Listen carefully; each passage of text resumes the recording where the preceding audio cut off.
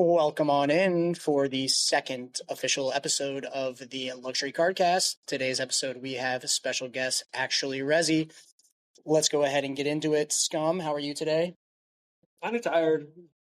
I'm pretty tired as well. Rezy, fantastic to have you here. I'm super excited to do this podcast with you. We've obviously been friends for quite a long time now in real life. So it's awesome to be able to get together and do this with you. How are you today, my friend? Dude, I'm doing great. Thank you for having me. I'm legitimately excited to do this because it's not often that I get to candidly talk about things like with other people that are like Twitch chat in a setting where we're sitting down and having, good conscious discussion. Yeah, real Pokemon discussion. So you are a pharmacy tech by profession, Twitch streamer, Pokemon lover, aspiring megastar, and content creator. Why don't you go ahead and just give us a little personal introduction about yourself? So my name's Rezy. I'm 26. I grew up in the Cleveland area my entire life. I've loved Pokemon since I was a very little kid. 4 or 5 years old, I think I got my first Game Boy Advance SP. It still sits at my house. I show it off on stream all the time. It's funny. But I got a copy. You have a Switch too, right? I also have a Switch too. Big baller. Yep. But my first dip into this hobby and like this content creation stuff, it started ages ago. I made Pokemon related content, but for like ROM hacks and fan games and stuff like that. And then I kind of moved into FPS games for a little bit, like everyone thinks that they should do. And it just kind of evolved now into where I am, where it's like I play Pokemon games on stream, I play Overwatch on stream, I do whatever I want kind of for the most part, but my main focus and content's about the Pokemon cards, which has just been a major thing that I've been in and out of most of my life, probably since I was 4, 5, 6 years old, something like that. So let's go here. Why did we name this a retrospective with Rezy, a retrospective of the entire Pokemon franchise is what I hear you're working on. You want to dive into that a little bit and what we can expect from you in the future? Obviously, this is the beginning of the podcast, but it is the title, so we probably should know why the title is the title. So for the last probably 6 months, maybe 7, probably since like late November, October, something 6 like or that. 7? Oh my God. Oh boy. For about the last 6, 7 months, I have been pretty tirelessly working on script writing for part 1 of the retrospective of the Pokemon franchise, which is going to encompass everything, starting with the anime, then moving to the games and the cards and other spin-off merchandise. I want to do something akin to kind of what JonTron did for his Star Wars related content for that year of Star Wars that he did when he got sponsored. Sure. It's such a big part of my life and has been for the entirety of it. I've met pretty much every one of my friends through it. I've met every single content creator related connection through it. I grew up watching the content. I grew up just engrossed in the media that is Pokemon. And I never felt like ashamed to admit like, oh, I like Pokemon. Even when I was a teenager and Pokemon was kind of like cringy to people, it still was my stuff. I was still in line at GameStop every night on release night for new Pokemon games, for Pokemon cards. Okay, so here's a question for you, and both for Scum and Rezy. This is not on the outline for our script, but it's something that I've had a discussion about the last week or so. At what point did the word nerd become not an insult? That was like in our lifetime, right? Like you're 26, probably I'm in my 2018. mid-30s. Yeah, I mean, I would even say like probably like late 2010, like to your point, like maybe 2010s, right? Is when it really became the 2010s. Like, nerd was definitely no longer an insult for me. What about you, Scum? Honestly, I would say that it was probably like 2014-ish. Like in that range, because it was like that's when I think a lot of the stuff in nerd culture became more mainstream, and so like it almost is like the entry point to being like a nerd or interacting with things that most people would consider nerdy kind of became like way lower. So it's like you had bigger shows, bigger franchises that all became, I think, a lot more approachable for people, and so I think that people. Well, once it's not an insult anymore, everyone's willing to go and do it. No, that's the funny part about Well, that's what I'm saying though, is that because they started to get interact with those mediums, they started to see like, oh well, the nerdy stuff isn't really like bad. It's just it's just what you like. So it's like when they actually got a chance to experience it themselves, it stopped being an insult. Well, and I think it's even less of that and more so like, yeah, of course, all the nerdy stuff has always been fun, whether you're a nerd or not. But it's almost like if I can not be viewed as a nerd because it's mainstream culture, then why would I not? Why would I not enjoy this fun stuff, right? And so like that's my contention to the whole Pokemon thing is now that it's so mainstream, right? In the same way that like being called a nerd is almost like a compliment nowadays.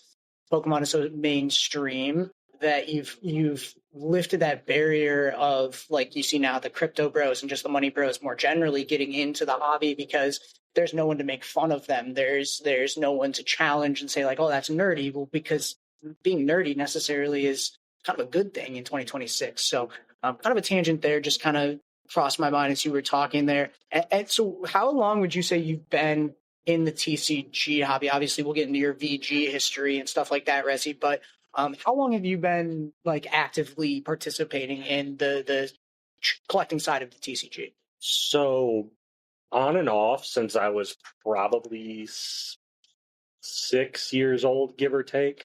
I remember going to GameStop with my dad, and every once in a while he would let me open a pack, something, Dragon's Majesty, Full On Phantom, stuff like that. But it really didn't take hold again like super hard until I was about 9 when Pokemon Platinum came out. I remember opening a lot of packs of Platinum.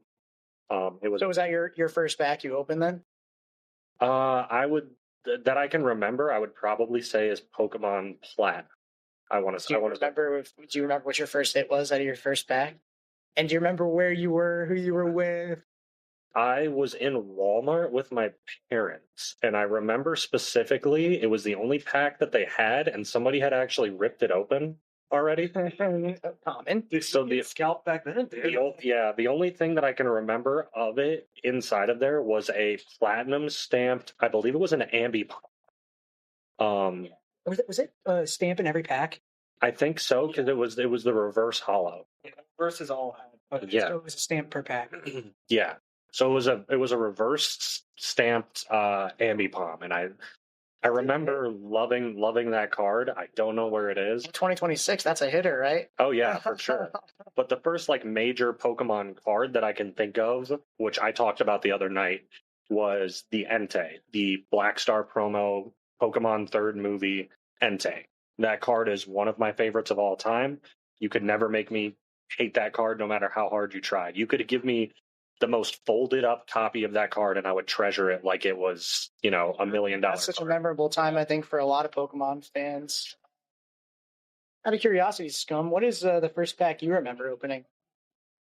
Pokemon pack specifically? Yeah. I know for sure that I've opened I think the Jungle pack was probably my first pack. If I had to guess. That's a sick pack to have. Was that downtown Atlanta? Yeah, that was Atlanta Make Believe. I don't. The thing is that I was so young then, still that I could not tell you what I hit out of it. If I hit anything out of it, it was probably just one of maybe it was a Pikachu. Hopefully, it was a Pikachu, but I could not tell you what the first hit was.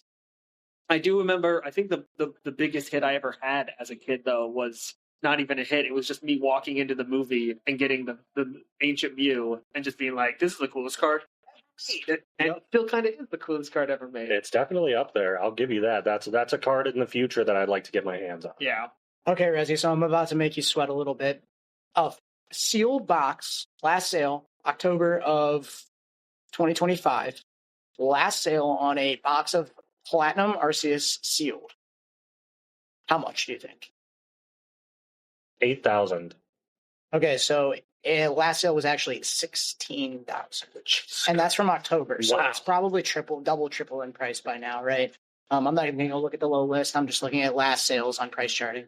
So here's the big question: if you had a sealed box of Platinum Arceus packs today in 2026, would you sell them, open them, or a combination of both? So this actually interjects with one of my biggest goals as a content creator is I want to be big enough to be able to do something like this on like a, maybe quarterly, bi-monthly, something like that basis. I would booster break it. I would, sell off. I would keep obviously 4 or 5 packs for myself, and then I would sell off the rest of the packs and open them all live on stream, and what everybody hits is what they get. And by that, I mean, like, your name gets picked out of a hat, you get this pack. And what you get is what you get. I don't think I would charge nearly as much as I probably should, at least for the friends. If it's like a random person I've never spoken to before, then obviously it'd probably be market price on the pack. Well, we'll come back to this because I do think that's a very good idea. And I have kind of something I'd like to talk about in terms of the giveaways on that same topic. Yeah, I mean, $30,000 is a lot of money, dude. Like, I mean, you can't really pass that up. So, but to that end, right? What were those boxes? $120, $130 back in the day. So it's like you start to look at if that. Yeah, I mean, I was talking to somebody at the trade night in Cuyahoga Falls on Wednesday of this week, talking about how XY Evolution's booster boxes were like $89. So they might have, those platinum ones, I mean, I think the packs were $3 a pack. If I had to guess, a booster box back then was probably $70. Boxes were like $80 distributor price or $70 distributor price. And so, like, yeah, it was probably in that same area in terms of pricing. What about you, Scum? If you had a box of Jungle right now, what would you do with it? Throw it at Logan Paul. Pack by pack. After spilling champagne all over the pack. I mean, I feel like, I think you have a good idea, Rezy, where it's like, do a box break with your buddies or with Twitch chat or with some people who want to, buy in with you, and like, because at least then it's like it's interacting with more than just one person. If you just sell the box as a whole, it's like it's never going to get open. Probably it's just going to be sat in acrylic, and it's never going to be open. If you just open it by yourself, it's going to be a lot more depressing. If you right, if a tree falls in the woods and nobody's there to hear it, does it really make a sound? That's the whole conundrum of opening a box by yourself. It's like being able to open it with other people and have it be like a really, well, I mean, I remember back in like 2021, that was like a huge thing. That was the biggest thing on Twitch. And that was super fun to watch. The vintage stuff, dude. No, not now. The vintage box. No, like Ludwig opened, did a booster break of the Legendary Collection on stream. Dude, I just remember that time period because there was like people who weren't into Pokemon were opening the Vivid Voltage, and I remember those boxes hitting like $200 as like, that was for me just one of the most memorable times in like Pokemon hype history.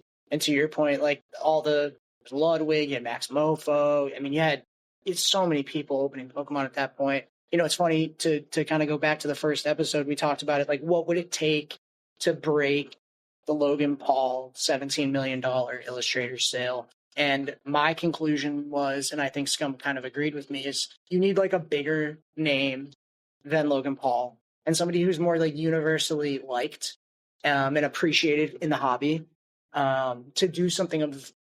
Obviously, there was lore created, to Scum's point in episode 1, behind the card to make that sale at $17 million.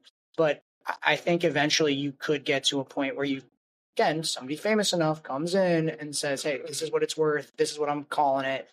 And it becomes that much. So we're going to go find Kevin Durant and get Durant EX to sign. Actually, I got you one better. Let's get Retirement Tour LeBron to rip a booster box with us. He signs each hit. We'll do like a Scarlet Violet era.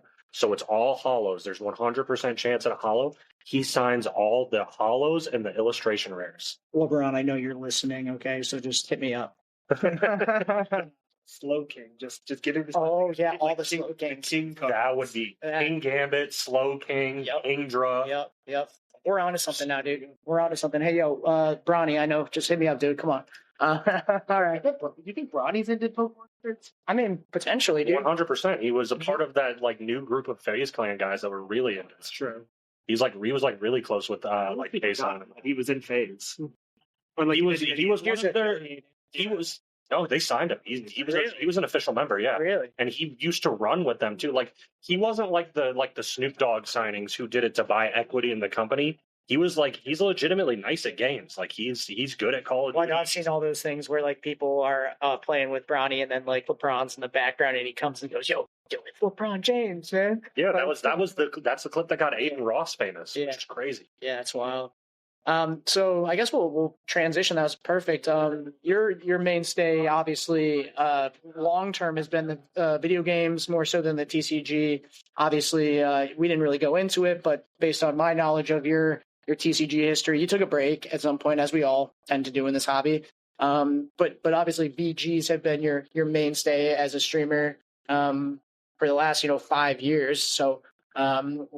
Where did your VG journey start? Your Pokemon video game journey start? Really? So I can give you timelines for both like the video games, and I can do the cards Let's after go. even. Let's go, baby. We'll do video games first. I started at 5 years old. For the same year of Christmas, I got a GameCube a GameCube with Mario Party and Smash Melee. Mario Party 7 and Smash Melee. The two heavy hitters for any gamer collection, if anybody knows about that. Followed by Pokemon Coliseum as the next game for the GameCube, while simultaneously in the same set of weeks, it was right around my birthday and Christmas, which I was born in November, so back to back basically. I was given Pokemon Fire Red and Leaf Green for Christmas, and for my birthday that year, I was given a copy of Pokemon Sapphire. I still remember going and picking out the box at GameStop with my dad. It was crazy. Kyogre on it, right? Yes, sir. Yeah. It was a very beautiful box. I wish I had kept that box because, man, the box alone is $300+ right now. On your shelf, wouldn't it? It would look gorgeous. A friend of mine actually who frequents in my streams when we're playing games, we talk all the time. He's been showing me like his collection. He's got like 25 Game Boy Advance SPs, and he's got sealed in box, I believe Fire Red, Ruby, Emerald, Leaf Green. I think he's missing Sapphire. Dude, are there even that many colors? Like, could you have 25 different colors? Absolutely. Do you know how many promo SPs there are? That's true. There's a Surfing Pikachu SP promo. Wow. There's a regular Pikachu. Wow. There's pink, silver, black, blue, red, like tons. There's backlit ones. There's non-screen backlit ones. It's crazy. Not to tangent about Game Boys, but it's crazy how many Game Boys exist. I think there's Kingdom Hearts Game Boys that exist. Like, yeah, the SP is a goat. SP is a goated console. It's that and the DS are just the revolutionaries of handheld gaming entirely, which jumps into the next bit of what I wanted to talk about. Yeah, we're back to the 2010s there. Yeah. So when I was about 7 or 8 years old, my parents surprised me and my brother one Christmas morning with 2 brand new DS Lites. He got the all black one. I got the black one with the like candy apple red top with like the glittery top, like the sparkle finish. 2 screens for Pokemon. What more could you ask for? That's the funny thing is they got me that. There was no games. We had like New Super Mario Bros. With it. That was about it. And I didn't have a copy. I didn't have the Pokemon games for it at the time. So we go to my aunt's house that same Christmas day. And, for years they had tricked me. Like they gave me a copy of Pokemon XD Gale of Darkness out of a box of Cinnamon Toast Crunch one time. Mm-hmm. And they loved doing that because they loved seeing the disappointment turn into like excitement. So this time though, I'm a Pop-Tart kid through and through, like a brown sugar cinnamon Pop-Tart. Hey, Scum, you got those at the Target drop. They were not those ones. And I tried them, and they don't taste very good. They're like what, toasted birthday cake? They taste like. That's terrible. I hate to hear that, but I'm a brown sugar cinnamon Pop-Tart kid, right? I have been my whole life. My parents tried to wean me onto the generic brand so like they could save a couple bucks, and I tried the generic brand like twice and was like, this is terrible. I hate this. It ain't a Pop-Tart. It ain't for me. Exactly. So, my parents didn't have the most money growing up. And neither, we didn't grow up rich by any means. We had stuff when we needed it, but we go to my aunt and uncle's house for Christmas like we do every year, and they hand me a box of brown sugar cinnamon Pop-Tarts, which my parents hadn't bought in a couple weeks because times were tough. It was like you know, right around the start of the crash of the economy. You know, the housing market was falling apart.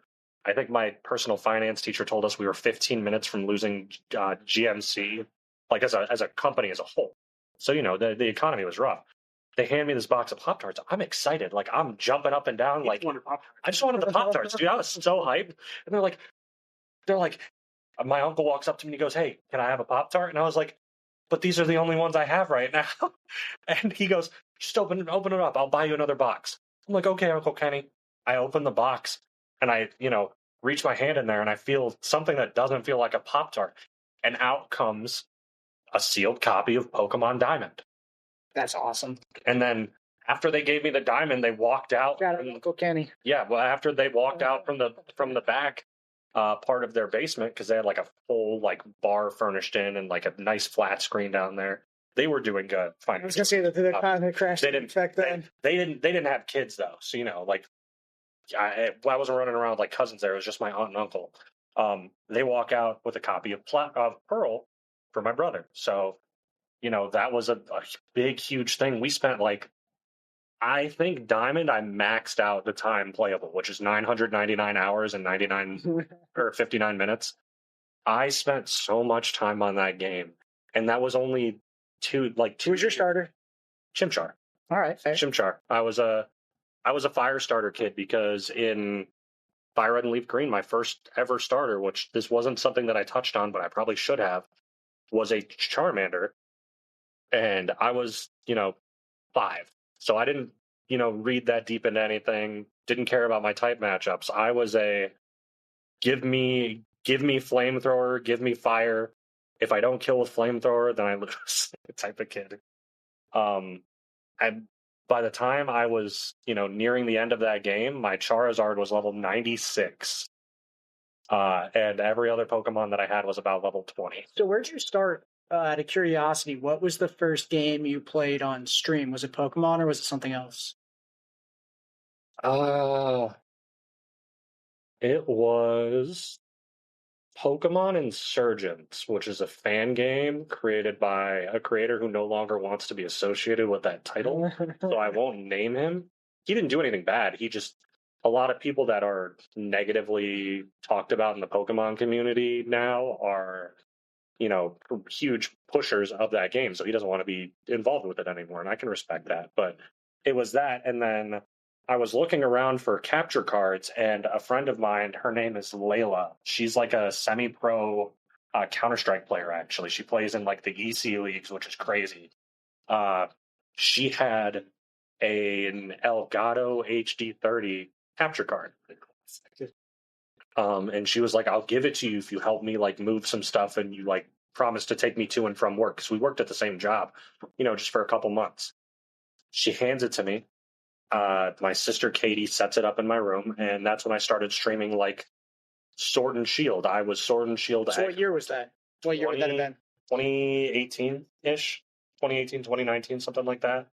But I remember Insurgents, me and my buddy Ronnie were trying to do Soul Links of that game, which is it's a spin-off of the Nuzlocke format where you each catch an encounter, first encounter of the route, and those two Pokemon are intrinsically linked. So like you don't have to just watch out for how you play, you have to watch out for how your boy plays too. If your boy's a throw artist, then you lose the run instantly.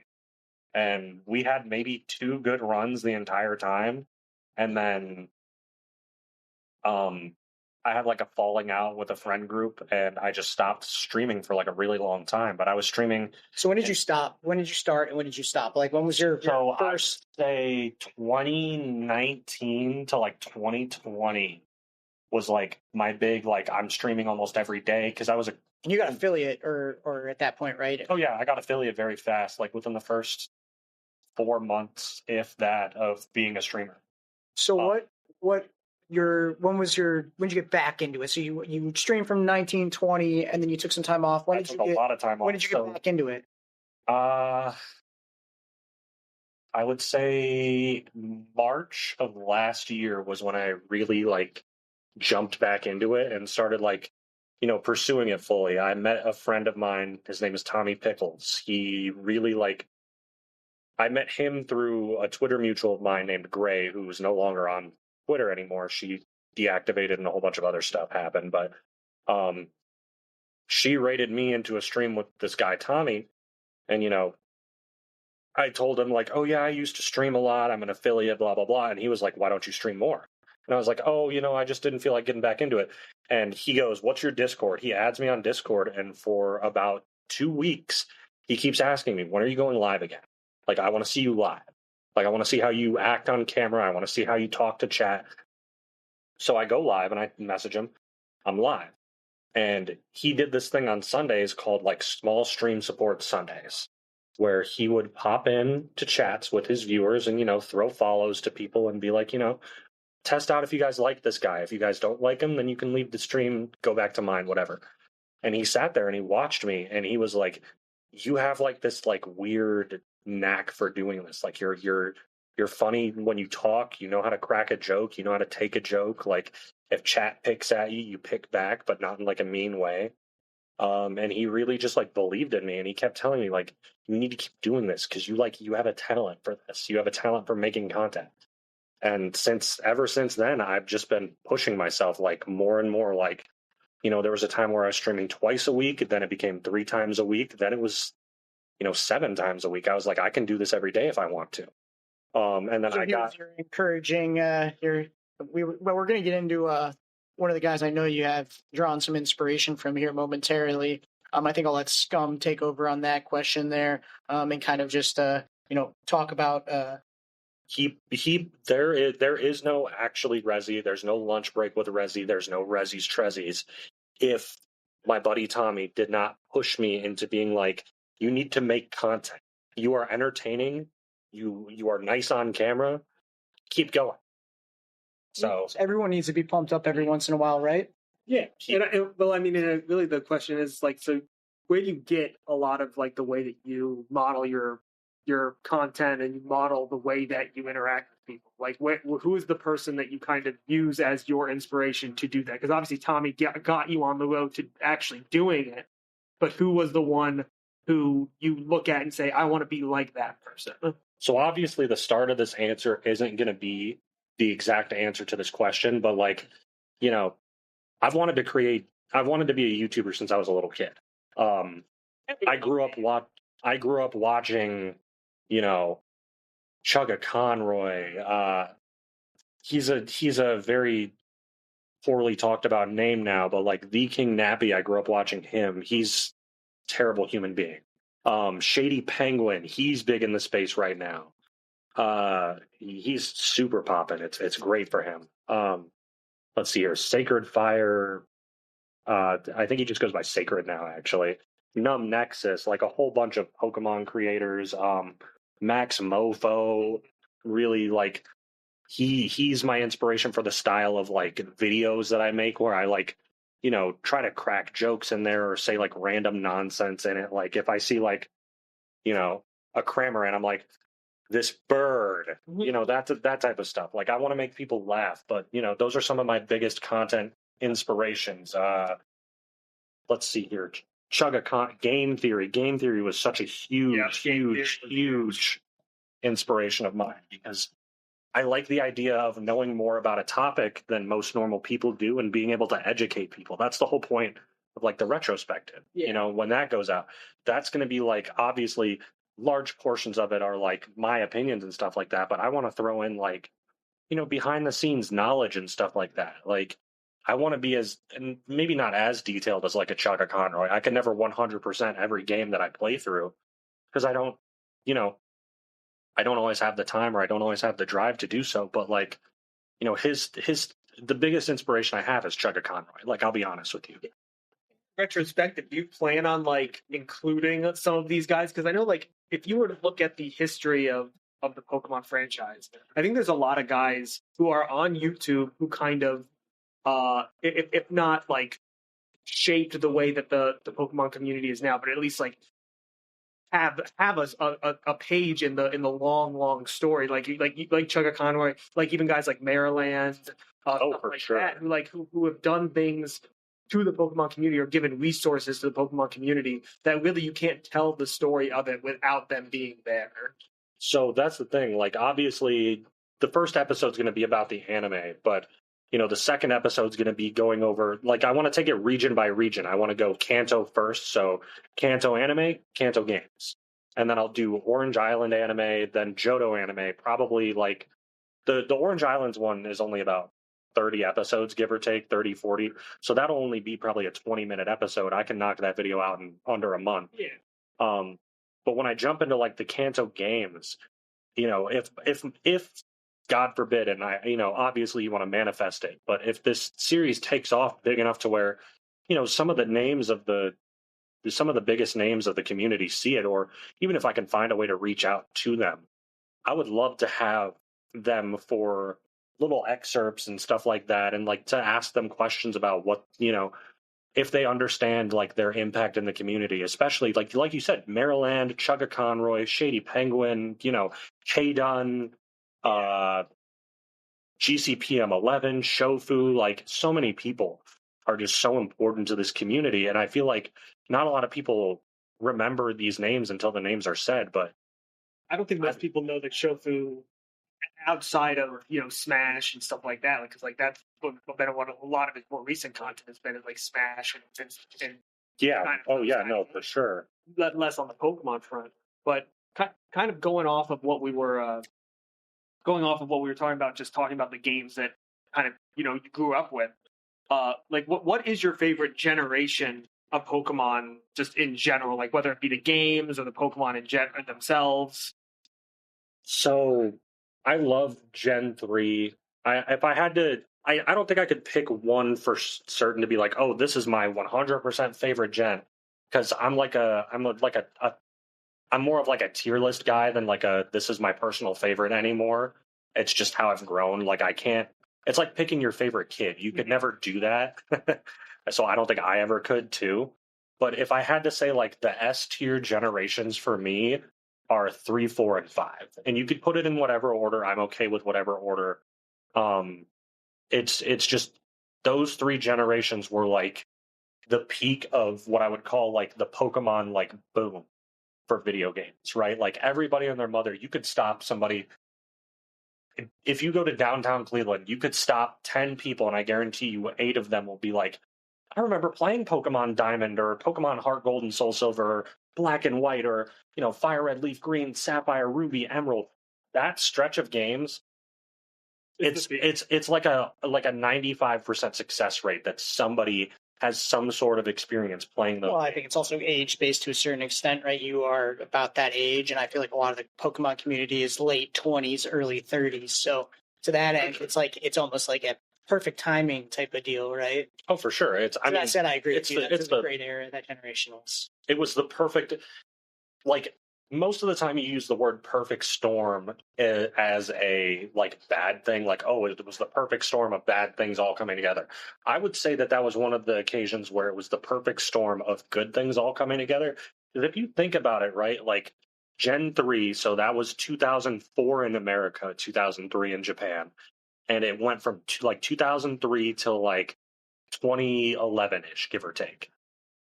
That was such a boom of it's the mid era of cards. I mean, technically right now, in terms of in the terminology of vintage, technically Holon Phantoms right now is a vintage set because it's 20 years old. But it's what a lot of people would refer to as the middle era of Pokemon, because it's not Gen 1, but it's still great stuff. It's the perfect storm of the anime was great at the time, the games were great at the time. The trading card game did some of the most innovation it had ever done with, the Delta species, the crystal Pokemon, the card design art, the e-readers, because the e-reader was big not just for the trading card game, but there were e-reader events for the Pokemon games. Like the Eon ticket was an e-reader event. To get the other Lati in your copy of Sapphire or Ruby, you had to get the e-reader event. To get Mew in that game, you had to do the e-reader event for whatever island that was. Faraway Island, yes. Birth Island, which was Deoxys, that was another e-reader event. Ho-Oh Lugia, e-reader events for Naval Rock. I could go on and on for hours about how important that era of games was to the larger Pokemon community as a whole, but right now we're in an era of times that I would call like the dead internet, where if you make a post that gets big enough, you'll get 15 of the same bot comment. The internet wasn't what it was back in the early 2000s to where it is. On a dead internet theory rabbit hole that 80% of the comments and interactions are just it's pretty far past a theory anymore. It's not just a theory. It's pretty real now. But I've always wanted to do that. Sorry, as a huge game theory like fan that I talked about earlier, I've always wanted to do that. So if you ever catch me doing that, it's the Ohioan in us. He's one of us. He grew up in Medina, Ohio. Did he? Yes, he did. But he, that era of games though, just to, put a bullet point at the end of that, or like a period at the end of that. It's the best era. I have so many memories of staying up until 3, 4, 5 in the morning hunting Combi with my friends. So to get specific though, what gen? 3? 4. 4, okay. Well, the reason I asked it the way that I did, I asked it like Pokemon or games, because I think like you're right in terms of the Pokemon. Like you see younger kids even nowadays that like all their favorite Pokemons are from gens like 1 through 5. Like there's not a lot of people who I think their favorite Pokemon is a Scarlet and Violet edition. So I know some people who are actually like very much adoring like later generation Pokemon, believe it or not. Sure, they like them, but are they their favorites? So that's the funny thing. There's a creator in this space. His name is Absolblogs Pokemon. He is one of the most prolific shiny hunters. Pretty much everybody and their mother who has been in this community long enough knows who this guy is. He's one of the wackiest creators. He's like a huge Mountain Dew Baja Blast fan. Like he has a custom link to his Twitch channel that's BajaBlast.horse. If you type in BajaBlast.horse on Google, it will go to his Twitch page because it's just something funny. But furthermore, I mean, he's closer to you guys in age than he is to me. Like he's 30, 31, something like that. So he's a Gen 1 Andy through and through. Gen 1, you just Andy'd him. No. It is what it's not a bad thing to be an Andy, but I think Cressy knows where that originated from, and we're not going to go there. So no, we don't have to. But one of his, Absol was like his favorite Pokemon. It's his mascot Pokemon. He has since fallen in love with the Pokemon Phalanx, which is a sword and shield Pokemon. People love those later Pokemon too because it's some of the coolest designs. I mean, in my own, like, we'll talk about it later when we talk about, I want to know your guys' favorites and my favorite Pokemon too, obviously. Well, I think it's a perfect time. We know Dragonite is your favorite. So what are the other? Give me 4 or 5 other ones you like. Dragonite's number 1, obviously, but in any order, it doesn't matter. It could change on the day. I would say Vaporeon, Charizard, Baxcalibur, which is a Gen 9 Pokemon. I love that thing. It's awesome. It does have a really cool IR, and what is it? Is it Paradox Rift or Paldea? Isn't it Paldea Evolved? Yeah, Paldea Evolved. You might be right. Yeah. But I love Baxcalibur. I love Feraligatr. You and Scum have some similarities too. I know he likes the Feraligatr. Yeah, I mean, and that's not even to talk about some of like my older favorites too. Like I could rattle a few of those off too. I used to love Politoed, Umbreon, like Scum. We used to be one of my favorites because of Coliseum. Pichu, I love Pichu. Like I'm gonna collect a bunch of Pichu. What's cuter than a Pikachu? A Pichu. I used to try to shiny hunt back in the day, breeding for a shiny Pichu. I was gonna name it Sparkle. That was gonna be the name. I don't know why I wanted to call it Sparkle. But hey, don't let your dreams be dreams, dude. Go back. You can always go back and do it now. That's the goal at some point. Is I'm going to get a DS capture card and shiny hunt that on stream. I think that'd be a funny stream. That would be fun. So yeah, original stuff like that. Obviously, I mean that's But what are your guys's? You first, Mr. Luxury. Let's hear your top. My top 5, and this is just more broadly and generally. I won't go. So I could probably name like 20 that are really I could consider my top 5. So probably number 1 is either going to be Slowpoke or Mewtwo. And then you have, coming in a close second, you've probably got between Zard and Spoonman. And then I like Meganium evolution line, like Totodile evolution line. I like Totodile probably one of my favorite Pokemon. It's just a starter Pokemon, period. I agree with you. He has grown on me. But I do like Meganium. I do like Bayleaf. I like Chikorita. That's an unpopular opinion, but I love the Gen 2. You know what? Somebody's got to love it, and I'm glad it's you. I mean, it's just like it's one of those Pokemon that I feel like I was a big dinosaur kid when I was younger. Oh, like same. that was like my main thing. I went like from trucks to dinosaurs, back to trucks, and back to dinosaurs and firefighters. But dinosaurs were always big for me, so that's why I gravitated towards that line of evolution. Obviously, I like Electabuzz, and I'm actually in the process of mastering Slowpoke, Electabuzz, Pikachu, Charizard, Alakazam, Mewtwo. It's gonna like Rezy's goal of collecting all the Delta species. It's probably a 40-year goal, but oh yeah, no, I don't plan on getting that done anytime in the near future. But to the Electabuzz point, I like that because it reminds me of the anime character from the second season, the girl who has the Meganium. It's a Chikorita at first, but she has Chikorita. She's a fan of that Electabuzz baseball team, and the Chikorita has a headband on. Like, you know what? Honestly, I like that. I'll be sure to be mentioning you in, episode probably 4, I would assume, of the anime retrospective. But I'll be sure to mention your name because I think that's like a really cool. You know what's funny is that connection. there probably is something in my brain where I saw that episode and I just like resonated with. The girl's name was Casey. It's funny. I got to go back. I'm going to write that down. I'm going to go back and watch that. Scum, what about you, dude? I know we know you love Umbreon, but you don't really ever talk about anything other than Umbreon. I do. Not that I know of, to be honest with you. So it's Umbreon. Umbreon's obviously the number one. Right. But then it goes Tyranitar, for Alligator. I mean, Rayquaza is kind of just like a cheat Pokemon. I feel like everybody loves Rayquaza. Ray. Gardevoir, Aegislash actually is my favorite. See, but that's a later gen Pokemon. I know. There are some really Staraptor. Staraptor's awesome. Staraptor might be one of my favorites. Actually, no, it probably is like my favorite. You're a Zoroark fan too, right? Zoroark's okay. I mean, the thing is that there are a lot of Pokemon that I think I like.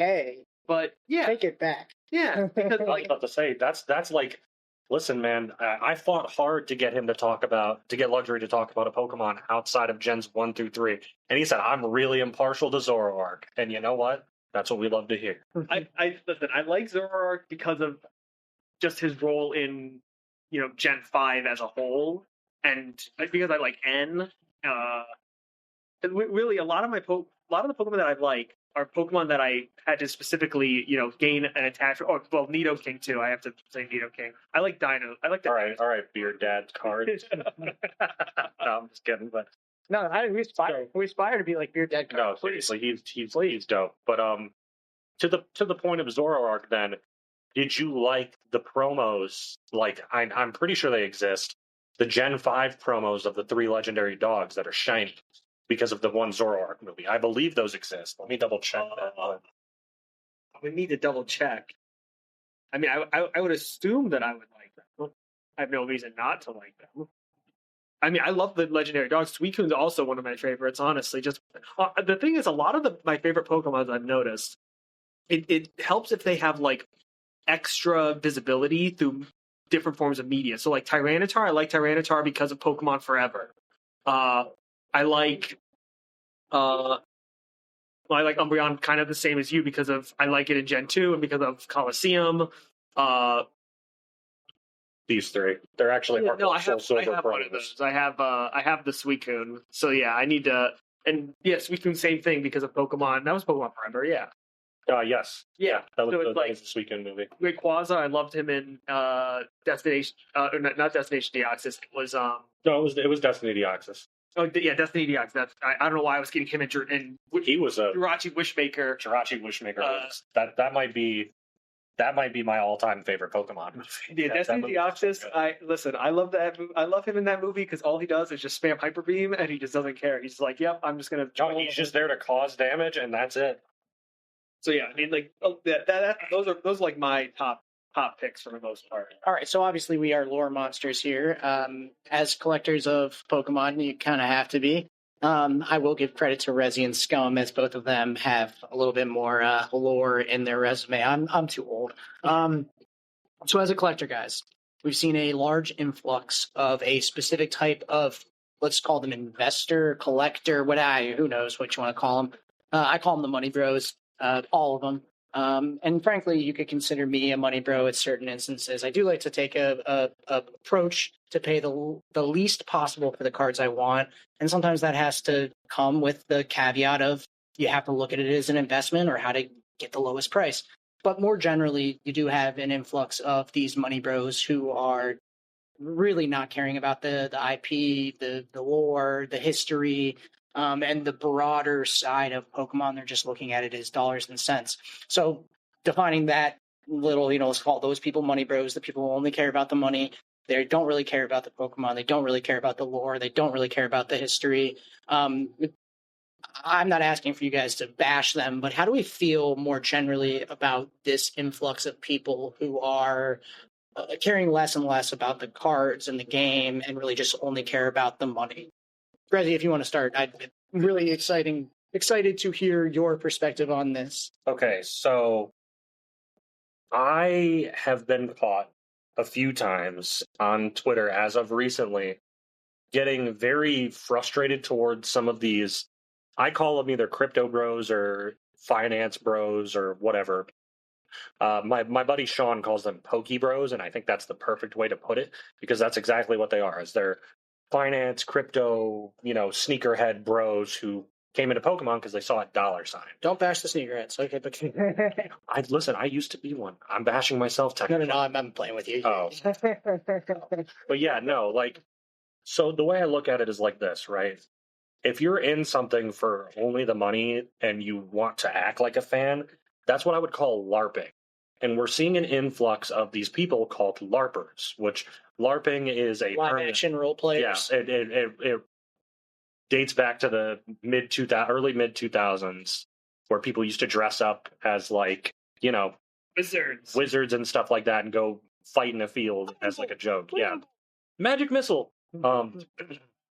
Sorry, had to. Aging, you're dating yourself so hard. That's okay. I had older cousins who showed me all this stuff, honestly. But back to the point at hand. I think they're terrible for the hobby. There are a couple people on Pokemon Twitter, PokeX, whatever you want to call them, that artificially try to pump the price of cards every single day. And thankfully, most of the time they really suck at it. I'll be honest. There's few people who could be like, how is this card only $10? This thing is crazy. I saw somebody today, while I was on my way here, trying to pump the Journey Together Furret. How is this card only $8? Bro. And I'm not gonna name who it is. If you search it, you'll probably be able to find it. But Well, hold on. To that point, do you think that there are some cards that are, I wouldn't say undervalued, because I really don't want to put that connotation on this discussion, but we were talking about it today at the show with some vendors.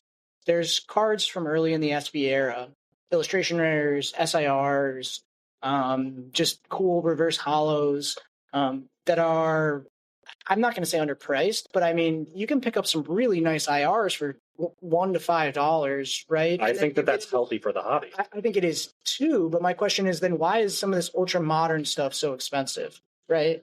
Because it's like a catch-22, because if you're saying hold on, we don't want to pump cards. Well, I would argue there's a difference between pumping a card that does not deserve.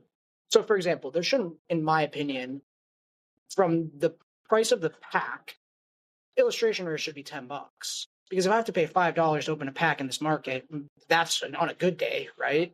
Well, then the rare chase or the card that's 1 in 8 packs, right, should have some. I'm not saying it needs to be $100 card, but to be there's no point to open packs then. If your illustration rares are all $1 and $2, right, and there's no reason to open the pack then. He's learning. But you see what I'm saying? No, I agree. So from that standpoint, I think our agreement on the money bros is very similar. I think it's a detriment to the hobby to have people who come in and they only care about the dollars and cents. And but on the catch-22 of that, you have a contingency of people who are you can call them pumpers or whatever you want to say, but there is a level of honesty in some of those posts where it's like, yeah, this card shouldn't be $8. It should be 10, 12, 13, 14. Maybe it shouldn't be 100, right? Like, we don't need to 10x it, but like, there is a level of, if the cards are not worth anything, and why would I just not just buy singles? There's no reason to open the packs. And then you get into this conundrum where like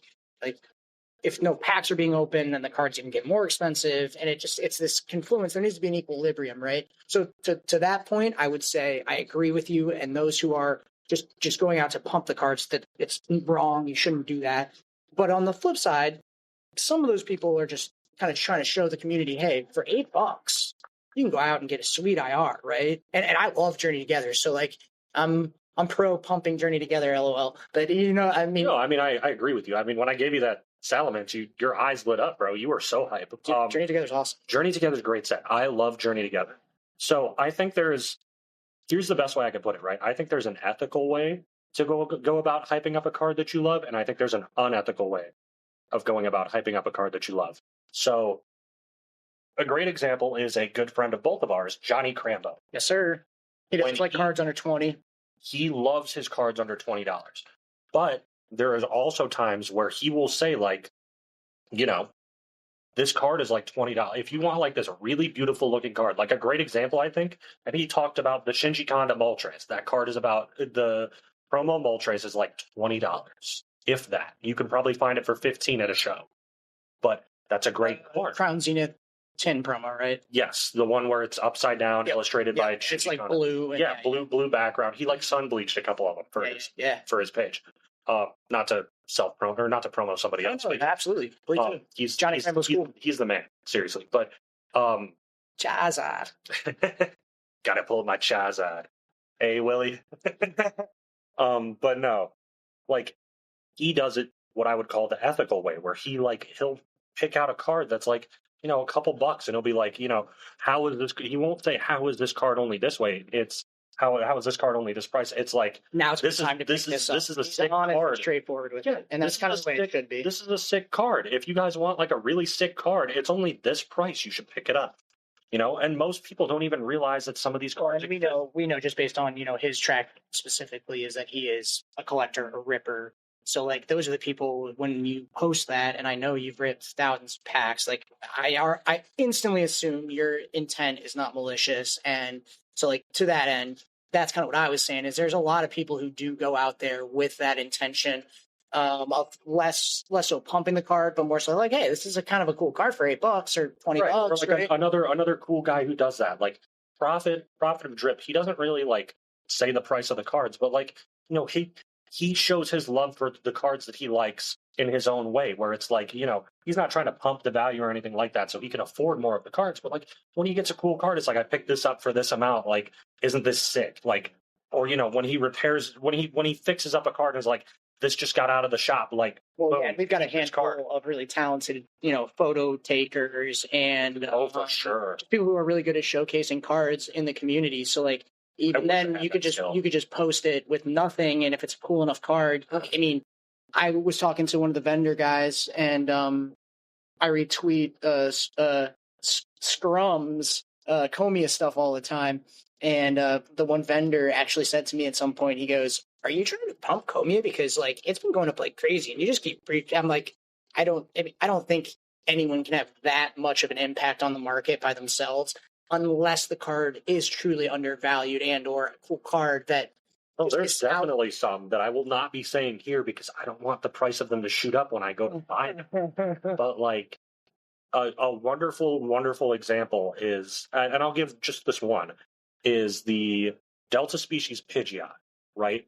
We saw multiple copies of that card today at the card show we were at for $50. Yeah. But the problem is it's all over the place right now. Like, multiple copies in the last week have sold for 20, 25, 50, 55. Like, all over the place. I mean, Prophet of Drip literally sent me, like, while I was live talking to this guy, he was in my chat saying, hey, check your Twitter DMs. Like, I just sent you, like, 5 listings of this card for $20, like, near mint or, like, so that's another thing that we might talk about here later in the episode, is just kind of pricing and understanding how to make sure you're getting a good deal, not making a split-second decision to just acquire the card. Scum, I'd like to hear your opinion, though, on this this money bro topic, and how do you think it either has impacted the hobby? Has it been beneficial? Has it been bad? Is it kind of a null, a mutual good and bad? What do you think? Well, I would say it's probably it is a little bit of good and bad, because I think that if you were to look at it holistically and say these people have pumped up a bunch of the prices, well, a lot of the people who are benefiting from that are people who have been in the hobby a long time and are seeing the gains that are probably, monumentally more than even these money bros. Like, the money bros are coming in, they're buying at highs, and then they're selling at all-time highs too. So it's like they're making a lot of money, but they're not making nearly as much as the people who've been in this hobby for as long, as I think a lot of these people who follow us. And I think that for a lot of the things that you guys were talking about, like people pumping cards, I think that a big part of it is that kind of like what you were saying, Rezy, where it's like, they're really bad at pumping cards. Well, maybe they're just pumping cards that no one really actually wants. I think that when people are pumping cards and they actually are effectively doing so, it's because those cards actually do have a demand to them. Like Phantasmal Charizard. Like you need the card needs to have some sort of aspect to it that people like, and it just might be like, oh, well, this is just an underappreciated gem, or like, I mean, the amount of times I go online and I see a card that I didn't know existed, or I go to a show and I see a card that I didn't know existed, and I'm like, oh, this card's sick, and it's like $4, and then you buy it, and then someone online posts it, and suddenly people know it exists, and they don't know. Not only do they know it exists, but now they want it, and so they all go out and start buying it. It's the same thing like when like if you have a guy like Deep Pocket Monsters, Pat Flynn, he goes out and he does like, a master set of a specific Pokemon, and all of a sudden, all of these new Pokemon cards that no one knew existed, like these random Gengars or Umbreons or whatever, all of a sudden they're all bought up and all the prices are going up because the demand is just shot through the roof. So I know Rezy has something else to say on this, but before we pass it back to him, there are 18,300 unique English Pokemon cards based on the unique collector numbers, and then we have over 35,000 different cards, including the Japanese releases. So to that point Scum just made, there are just so many cards to be able to know every single one. Good luck. And then additionally, that's not even including the Chinese exclusive gem cards too. Yep. There's just too many cards for somebody to know about all of them. So sometimes when people post a card that I think deserves recognition or just is cool, there's going to be a whole wave of people who never knew that card existed and suddenly now want it in their collection. It could be a $2 card, it could be a $100 card. It doesn't matter. And I think that actually does explain some of the volatile price increases on certain cards, because it's like if a card has no volume, like we know this vending with low pop, PSA slabs. If there's no comps, right? It's just, what is the next person willing to pay for it? So to that end, you see some of these like Versus and some of the vending series cards and stuff in the late 90s, and it's like, there's just not that many of them. And so when one moves, it sets a new market, and there might only be 5 moving in a year. So every time a movement occurs, it is manic and monumental. So like my Team Rocket reverse stamped, like my Team Rocket reverse stamped Dark Dragonite. That card only moves maybe once or twice a year, and it keeps going up and up and up. And then when I said like it's at the end of the day, it could also just be a positive, is because you have to think of it this way. Just like how a lot of people, would say that these were the sneakerheads who were, whatever the heck it was before. These people come and go to every hobby and every collectible. So at some point, Pokemon might become less profitable. And who knows how long it's going to take for that. But when they do, they're going to be selling all their collection for 70% of market price. And then guess what? All the prices are going to go down a little bit, and then that's going to be another chance for collectors to get in and be able to buy all these cards that they want that have been pumped for a more reasonable price. Now, when is that going to happen? And will it happen in a reasonable amount of time and in a predictable way? Probably not, but it is at least a pattern. Like, I mean, just look at shoes. Shoes, all of a sudden you can get almost any pair of shoes that you could never get before, that were all sold out, all pumped to oblivion. Now you can get them for reasonable prices, normal prices. I think that if you're patient enough, and if you're just willing to weather the storm and just collect the way you want to collect, you will be able to get the cards that you want. So let's go here now that we've kind of talked about the bad or the baddies in the Pokéx and Poké social media or community influx. What are the effects of networking, building friendships in content creation with the cool people like Johnny Crambo, Moonbrion, Simply Emmy? We could sit here and just name a whole handful of awesome people. 35 people, like back to back. But I guess my question would be is like, what were the, not beyond the friendship that you build when you start to talk to people and collab and do all that, but like, what are the other benefits you found from networking and trying to just like actually have friendships in the community as opposed to being, a lone wolf and doing your own thing? So it's no secret, like if you look back at what's been going on with me, it's been a storm of nonsense in my life since like a week and a half, 2 weeks ago, something like that.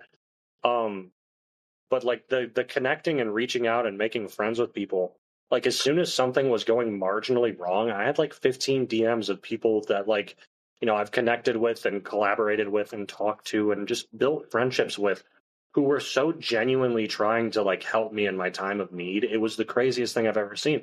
I got more offers for help from random strangers than I did like, people I work with, like family members, like stuff like that. It was crazy. Seriously, I'm not gonna name anybody because leaking DMs is cringe and I hate that. But like 6, 7, 8 people reached out and were just like, I don't mean to keep 6, 7ing, but like, so many people reached out and were like, what can I do to help you right now? Like, can I buy you food? Can I send you money? Like, can I do this? You two aren't even exempt from that. Like, you two are here, so I can talk about what you did. Lux texts my cell and goes, I'm sending money to Scum on PayPal. He's going to get it to you. I don't care how it gets to you. It's yours. And Scum DMs me like 45 minutes later on Twitter. How can I get you money? What's your PayPal? I'm like, don't worry about it. Like, shit's going on right now. Crap's going on right now. And, not to cuss, but, I'm human. It was a really crappy time in life, and so many people reached out and were like, how can I help you? Just because there are people behind a screen doesn't mean they're not real people. And that is a beautiful thing that I've come to realize is like, yeah, sure.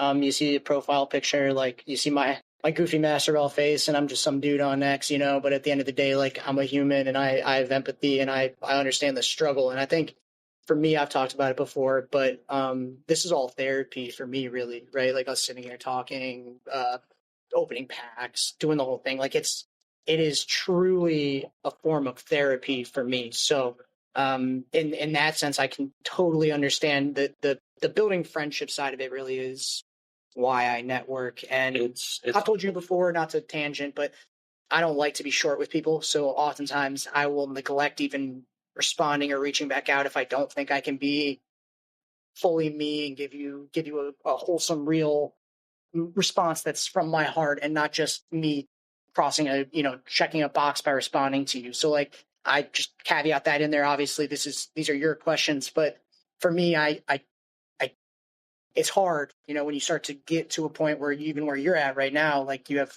10, 12 people replying to you in a comment section. And it's like, do I reply to one? Do I reply to all of them? Do I reply to, so those people that you reach out to and you build those friendships with really are, in my head, the people I try to reply to every time. I try to, go and support their content and so on and so forth. 100% same. I mean, so many people, like, I try to do the thing where I reply to every reply, especially when it's something genuine, but like, I've gotten so many compliments and like so many nice things. Like, I don't think imposter syndrome kicks in. It's not actually, I've surprisingly not been dealing with that as much, but like, I don't think people understand how much like a genuine compliment about something that you create means. Like somebody could just be like, dude, your content's sick. Like, I love seeing your videos. Like, I'm telling you, I've gotten a couple DMs recently that have made me like stop what I'm doing and just like hands at my head, like, I really like did this. Like I'm really doing something that I've dreamed about my whole life, and it's getting some level of recognition.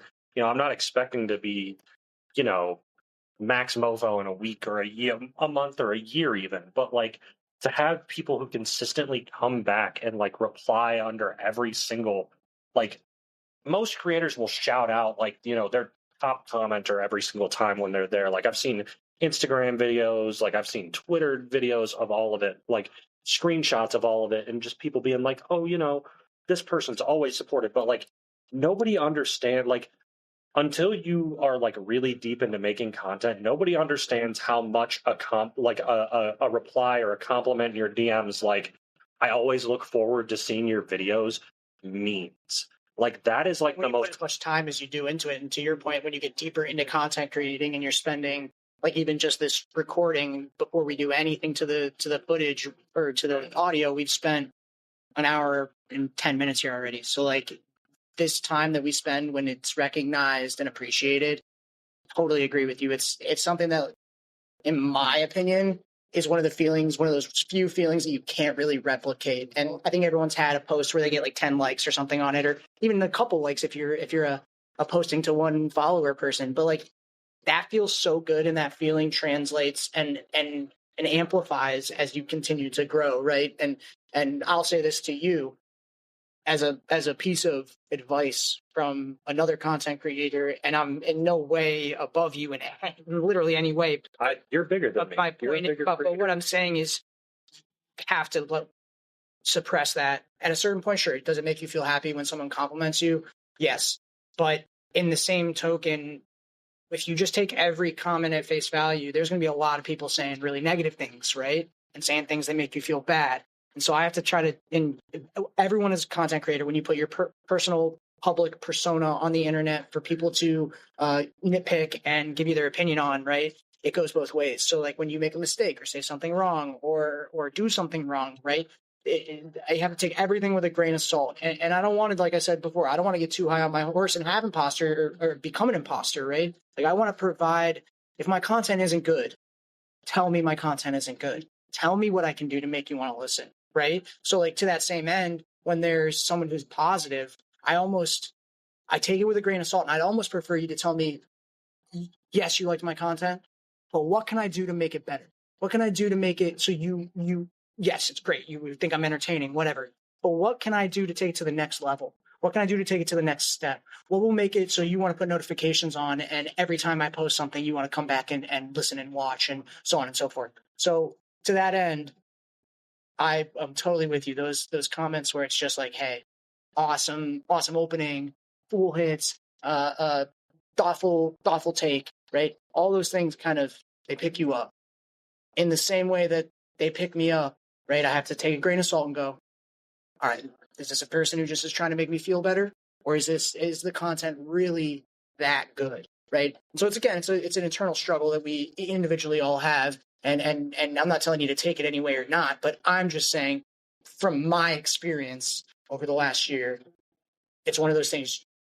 Can't go too high, can't go too low. Oh, for Kind of sure. take it all in with a grain of salt and let yourself. You have to sit at a happy medium. But what I will say is this: like, when I say like those type of compliments like make me so happy, I'm not talking about like the great video or stuff like that. Like if you direct quote or like direct talk about something that's in the video and then be like, loved watching this, that's the type of thing I meant. And the only thing that I can liken it to is like hitting a game winner in a game of basketball. Like the level of like achievement that you feel like it's quick, it just happened, but it makes you feel like good. Like when the crowd I'm cheers. like, When the crowd cheers. Yeah, it's like, well, it's the crowd cheering feeling, like I've hit plenty of game winners over my life playing basketball, and it feels good every single Humble time. flex. Humble flex. Mhm. Yeah. Well, I mean, I guess it's that's kind of the thing, though, is it's like, what is that thing that makes you feel like you hit a game winner? Like, what is the thing that when you're making content, like you want this to be the reason? Like, what is your goal when you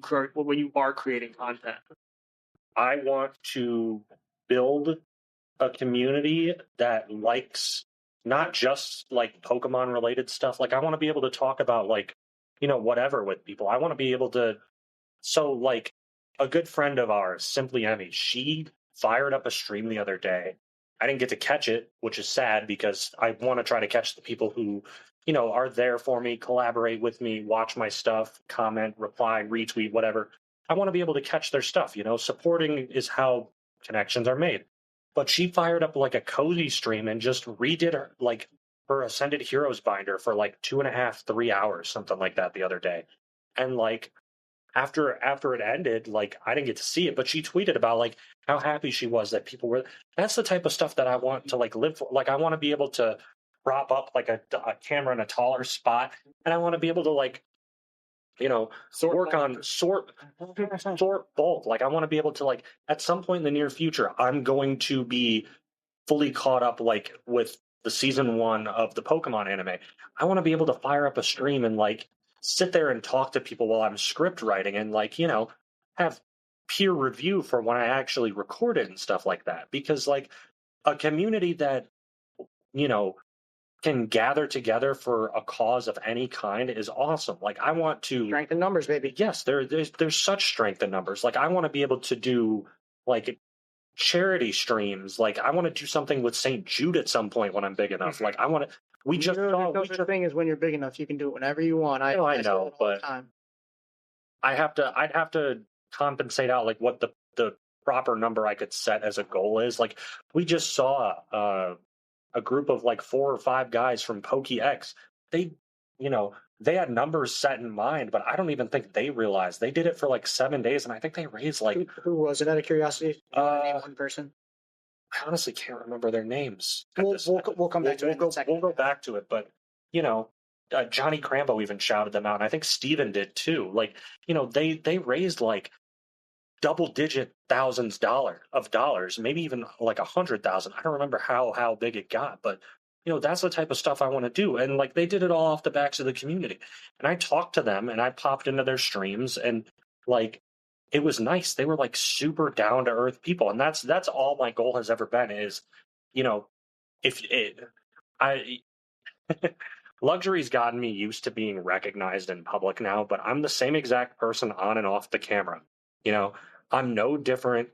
The Rezy that you are hearing here is no different from the Rezy you'll see in stream outside of seeing my face, and no different from the Rezy you'd run into at a card show or out in public getting food or whatever. I want to be the down-to-earth creator that people can, gather around, and I can do this, for a living and, entertain people, educate people, have fun just with, the community as a whole. And that's what really one of the big things. Like you just kind of put a big note on it is like how much collaboration is like such a big part of the Pokéx space. And I mean, I don't want you to limit yourself just to Pokéx, but like if you could choose like one big creator, whether it's Pokéx, YouTube, whatever, who would you like choose to want to collaborate with if you could collaborate with like anybody? That's a hard one, but I think I really would just have to go with like my most basic answer, and that's Chugga Conroy. I mean, it's not often that you get to, speak to somebody who is like considered the greatest of all time at their craft. I mean, you could. There's probably 250 brand new creators who just hit 1,000, 5,000, 10,000 subscribers, who you could ask the same question. What'd you watch growing up? And it's Chugga Conroy. Like, I mean, we're talking about it's beyond like a human being at this point. He's almost like a force of nature. Like if you are on YouTube and you play video games, there is about an 85 to 90% chance that guy inspired you in some way, shape, or form. Or at least you watch one of his videos. Watch one of his videos, something of the sort. But I would love to make a video talking about like, I know you guys personally have crazy personal collections. Talking shop with him and looking at his replies, he has almost every Pokemon card ever made. You got that YouTube money coming in, bro. Obviously.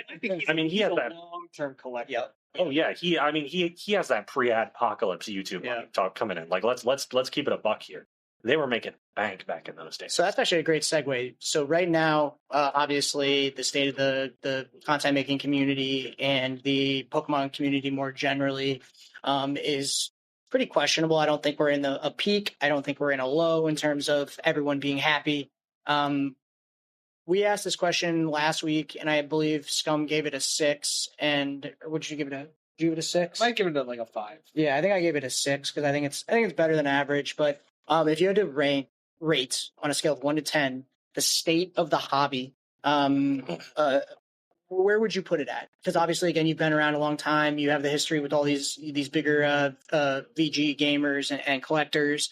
What would you put it at? Are we better than normal? Are we below normal? Like, where are we at? So, like what you said, you are right. I do have, the experience of hovering around when some of the now disgraced greats were running around. Like, I remember when, the top of the Pokemon community was a guy named D. King Nappy. He's the Voldemort of the community now. But I think the community right now, where it stands, with the way that there's such just a positive motion about it, it's arguably better than it used to be. And, being a part of it and being internally in it, even if I'm on the smaller side, like, it's still, I would put it, so publicly going out, I would say the state of the hobby right now, like, if you were to go try to get a pack at a store, that's obviously like a 2 or a 3. You're, unless you live out in the middle of the nowhere, you're willing to pay LGS GameStop prices, then you're not really going to find much. But, like, in terms of the creators that we have now and the innovation of what everybody's been doing, and, like, the levels of it that people are taking this to, because it's at a different point now than it always was. Like, the TikTok style, the Instagram Reels style of content, short style form, the short form content is so big for what Pokemon always should have been. Super relevant. Because Pokemon was always big, right? Like, it's the highest grossing media franchise of all time for a reason. I mean, it's over 2 times the next biggest thing behind it for a reason. It's always going to have that staying power. But, like, the introduction of short form content in the form of TikTok, Reels, YouTube Shorts, Vine's even making a return, like, stuff like that. It's so big. No, Twitter I agree. videos. There's a confluence of things going on right now in the hobby that make it great for content consumption and creation. I would say that's like an 8. Yeah, I would say the content side is probably higher. When I look at the state of the hobby, I look at, like, accessibility. I look at, like, price above market. I look at a lot of these things that are core to keeping the community at large happy. I think with social media, and we talked about this in the last episode as well, you see the best stuff pushed. So the algorithm is partial to a hit. And I even mentioned that in the video. I mentioned you by name. People don't care about our faces. They just want to see the hits. So, like, to that end, right? I think short form content is perfect. And you do see more good content due to the algorithm pushing that good content. So for our people listening on Spotify only, we are going to go over to YouTube and do a pack opening here. So if you are not watching the YouTube, go over, click about 80 minutes in, and you will be at our pack opening. The Luxury CardCast here with Rezy, Scum, and myself. I just cut my nails, so this is going to be... Never mind. I got it. It's gonna be a little wild. All right. So I'm gonna choose this pack, and I guess I'll just do the first 2. Why not? Do you think the second 2 will like the last 2? Sounds good to me. Now, will this be another Scumbrion carry, or will this be something completely new? Rowlet, Jaw Fossil, Hammerah, Bunnelby, Aegislash, Luminous City. Hey, I pulled the SIR of that last night. Did you? Shin Pow, yeah. I was about to say, yeah, that's the gold one with the food. The worst SIRs? No, I'm saying, were you pulling it off camera? No. Did you Yeah. I pulled it off camera, but I just I uploaded the picture. So, Energy Surge, Staryu, Pinnacle. All right, here we go. Big hitter coming. Hey! That's a dub. That's a Esper. dub. We take those. And the Telepathic Energy. Alrighty. Yeah, Spurs. Scum, you next? Yeah. Get in there. Get in there. Yeah, I'm scooting.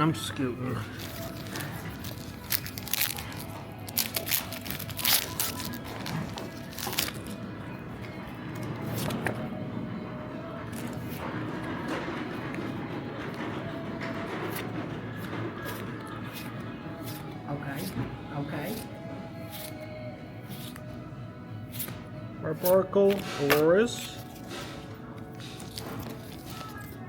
Give me the Meowth. You can run over to the show and sell it immediately. Oh, I see something back there. It's probably just a regular hollow. Bigsby, Dugong, Volcanion. Hey! Meowth You EX. got it. Look at that, I got the got the regular Meowth. EX. Dude, it's crazy that's still like a $7, $8 card. It's so playable. It's playable. You literally can reach through your deck, I'm pretty sure. Alright. Here we go, ladies and gentlemen. Here we go. I can confirm he actually opened the pack off camera and it wasn't just a, we didn't see the SIR in here for Rezy, okay? It was on his pull. If you think that I got an SIR out of this, type 1 in chat right now. Sail Fossil, Aromatisse, Lunio City, Talonflame, Furfro Reverse, Spupa Reverse, Hey. Skarmory EX. Let's go. You guys remember the old Cartoon Network promos for when they were releasing new card sets? Remember Yu-Gi-Oh! GX? WB? Good old WB? Good old WB. I do remember GX, by the way. Game on, get your game on. Generation X. Game on. Alright, here's your energy, guys. Come on, here's the SIR. Honedge, Spinnerack, Nosepass, Squirupy, Naveen, Volcanion, Core Memory, Rose's Encouragement, Sail Fossil, and Landorus. All right, let's jump back into the pod. So let's go over the state of the hobby here, which we just kind of, you're ranking it high. What would you say your overall grade is? You said 8 for the content creation side. Where would you go for the normal average community member, the person who's not on X, with all the scalping and stuff like that? Are you kind of with us? Or are you still like, hey, there's enough product out there? No, it's a 2 for so when something that I didn't get to talk about that I should have. When I was younger, the in and out timeline of it is I started collecting really heavily in the Platinum era. That's the first packs I remember opening. Dropped out of the hobby because the video games were more important to me, and my family didn't grow up with a lot of money, so I didn't always have money to open packs. Then I got my own job and started working during the Sun and Moon era. Burning Shadows was a very, very big set of packs that I opened, because back in the day, if you guys didn't know, buying loose Sun and Moon packs, if you ever see those out in public, do not buy those, because they are seeded. One side of the box had hits, the other side had nothing. Huh, that's interesting. Or not one side of the box, but it was Every 4 packs or something like no, that. every 2. So say the box is laid out this way. I'm doing it physically. You guys won't be able to see this, but say the box is laid out like this, 2 rows. Hit, no hit. Hit, no hit. Interesting. Or hit, no. I know the JP products can be like that too, where they seed every 3 or 4 packs or something like that. Right. Yeah. But Sun and Moon was seeded the exact same in every single box. There's at least diversity in a box where it's you crack open a box, the hit could be anywhere. In Sun and Moon boxes, it was literally laid out the exact same way. One of the big reasons Max Mofo got so big was because he called this out when Sun and Moon was starting. He ripped 3 booster boxes for a video and picked out specifically which ones the hits were, opened them all, showed everybody that those were the hits, and then was every one of these is a common. And he opened 8 of them afterwards and was see, these are all commons. There's no hits. And Interesting. so never buy loose Sun and Moon packs. But to that end, back to where I was, Burning Shadows was a very big thing for me. I would get $100 for my 1 week's 20 hours worth of work when I worked at a restaurant inside of a Giant Eagle. I'd go to Target with my buddy Declan, and we'd buy 3 or 4 packs of Burning Shadows, the sleeve blisters, and we would open those, and whoever got the better hit won that day. We would pack battle. The best thing I got was like a full art Marshadow. It was awesome, but Well, it's you funny. can't do that anymore. Not even the way you could in 2018 when Shining Fates came out, I believe was 2018. Well, it's funny you mention this too, because like you say, I would buy 4 or 5 packs, and I think it's symptomatic of maybe our culture a little bit more broadly. But like the excess that goes into a lot of stuff now, like if you showed up to a restock and grabbed 4 packs, like that's not the majority of people. The majority of people are taking as much as they can off the shelf, right? And then even furthermore, before you had a job, right, and your parents are buying you cards, they might only buy you 1 or 2 packs. So I think there's a perception issue, as someone who's a little bit older and has a real job and has enough money to buy what he wants, right? You start to go like, oh, I want to buy like 2 ETBs. Well, like 2 ETBs is a lot of cards, man. And like from a kid's perspective, like 2 ETBs is a lot of cards. Like that's a lot of money. You're talking even at market or at retail, it's $100, $120 after tax. So like it's just a different time, I think. And the release schedule is different. We get so many more sets than we've ever gotten. And there's a lot of factors that go into it. So based on what you said, I'm going to say take a 2 and an 8. I'm going to combine them, average them, and say you got 5. You're kind of 5, middle 6, of the road. something Yeah, like and that. I'm right there with you. I think we're in agreement there. So we have 2 sets coming up here. We just had our Perfect Order release, which again, if you went over to YouTube, you saw us open a booster bundle there. Hopefully we got something cool. But then we had obviously Ascended Heroes. What is our thoughts, Scum, on Chaos Rising, with that main chase being that Greninja? I think the Chaos Rising is not going to follow the footsteps of Perfect Order. I think it's going to be a similar thing to Phantasmal Flames. Not in terms of like the overall like value. I don't think that like Greninja is going to be like an $800 SIR, but I think that people are going to be pulling that set more than Perfect Order, and it's going to be harder to find the Perfect Order. Just because Greninja is, I think, more recognizable, more popular. The Meowth is cool. I think a lot of people are I would hyping have up to the agree. Meowth, Meowth is but it's not Greninja. usually in the top 50 of like. Do you So think Greninja ranks higher though? yeah. Easily. So in terms of popularity polls that they hold in Japan every year, I think Greninja wins like every 3. Like every third one is Greninja. Like when they released the Legends ZA one, which that's my favorite game. Forgot to mention that when we talked that.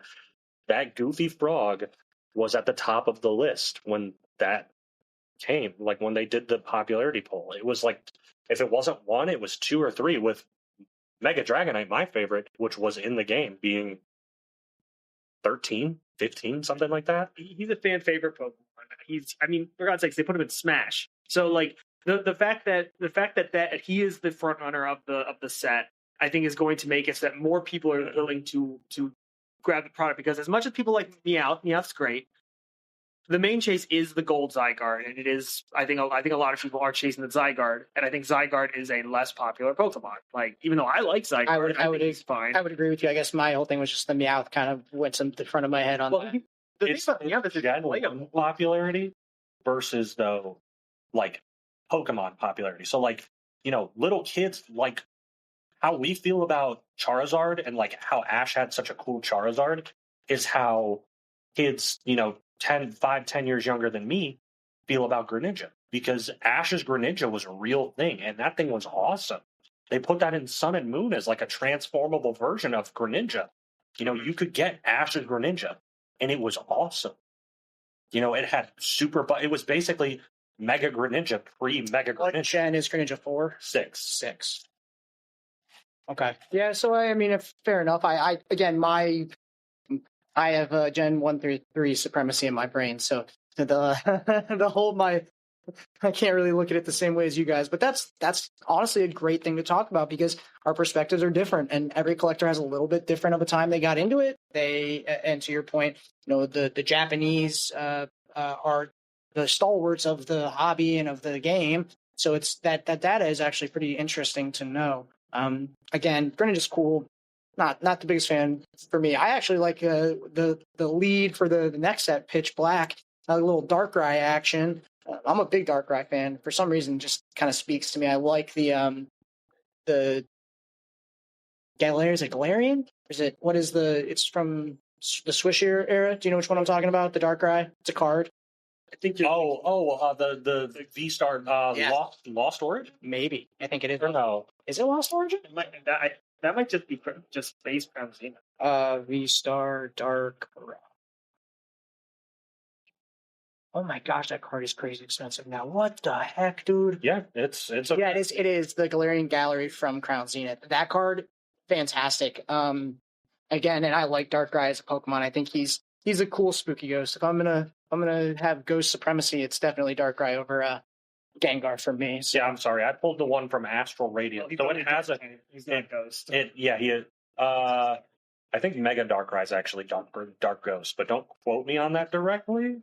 He seems like a spooky ghost, so that's why I'm pro Darkrai. Pro Darkrai. No, pure dark. My apologies. So that's a fun thing to talk about because we are collectors, and I think this is going to be another. I think this set will be another perfect order. I think you are right. Pitch Black. Pitch Black will be another perfect order because there's no Zard, there's no Greninja, it's Darkrai, and people don't like Darkrai as much as they like those others. But I don't know if you guys saw the booster bundle artwork when that got leaked this past week, but we now know the other SIRs that are going to be in the set as well, because the way it works is with Spoilers. Spoil it for me. Yeah, spoiler tag. If you guys don't want to be spoiled on what the SIRs are, these are the SIRs on the booster bundles. Correct. So on the next booster bundles on the next pack art, it is Mega Darkrai, Mega Zeraora, Mega Excadrill, and Mega Chandelure. I like Mega Chandelure. Mega Zeraora is sick though. We're gonna get a Mega Zeraora SIR, and that's gonna be awesome. I think if you get a Mega Chandelure, Shinji Kanda, that will be. Is it Shinji? No, we don't know yet. If it is, I'm saying if they do like we'll know soon because whatever it's called in Japanese will be released like soon, like start of this month, couple weeks, if that. Because I know a lot of the shops on Twitter are already selling their orders of the new set in Japanese. So we'll see them soon. But as much as you don't care for some of those cards, you can't sit here and admit that Pokemon did not try to industry plant Zeraora really hard. That Pokemon has some incredible art cards. Yep. No, I think an SIR of Mega Zeraora, which I don't know if you know what it looks like. I do. The yellow boy. No, Mega Zeraora looks different. It's going to be because it got a Mega Evolution in ZA. So this is what it'll be looking like now.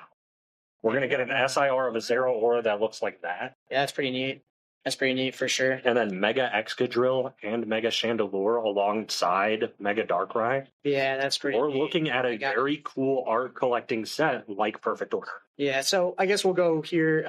I guess what's your take, Scum? You think it's gonna be I think it'll be a little bit more popular than Perfect Order, just because I think that Darkrai is more recognizable overall.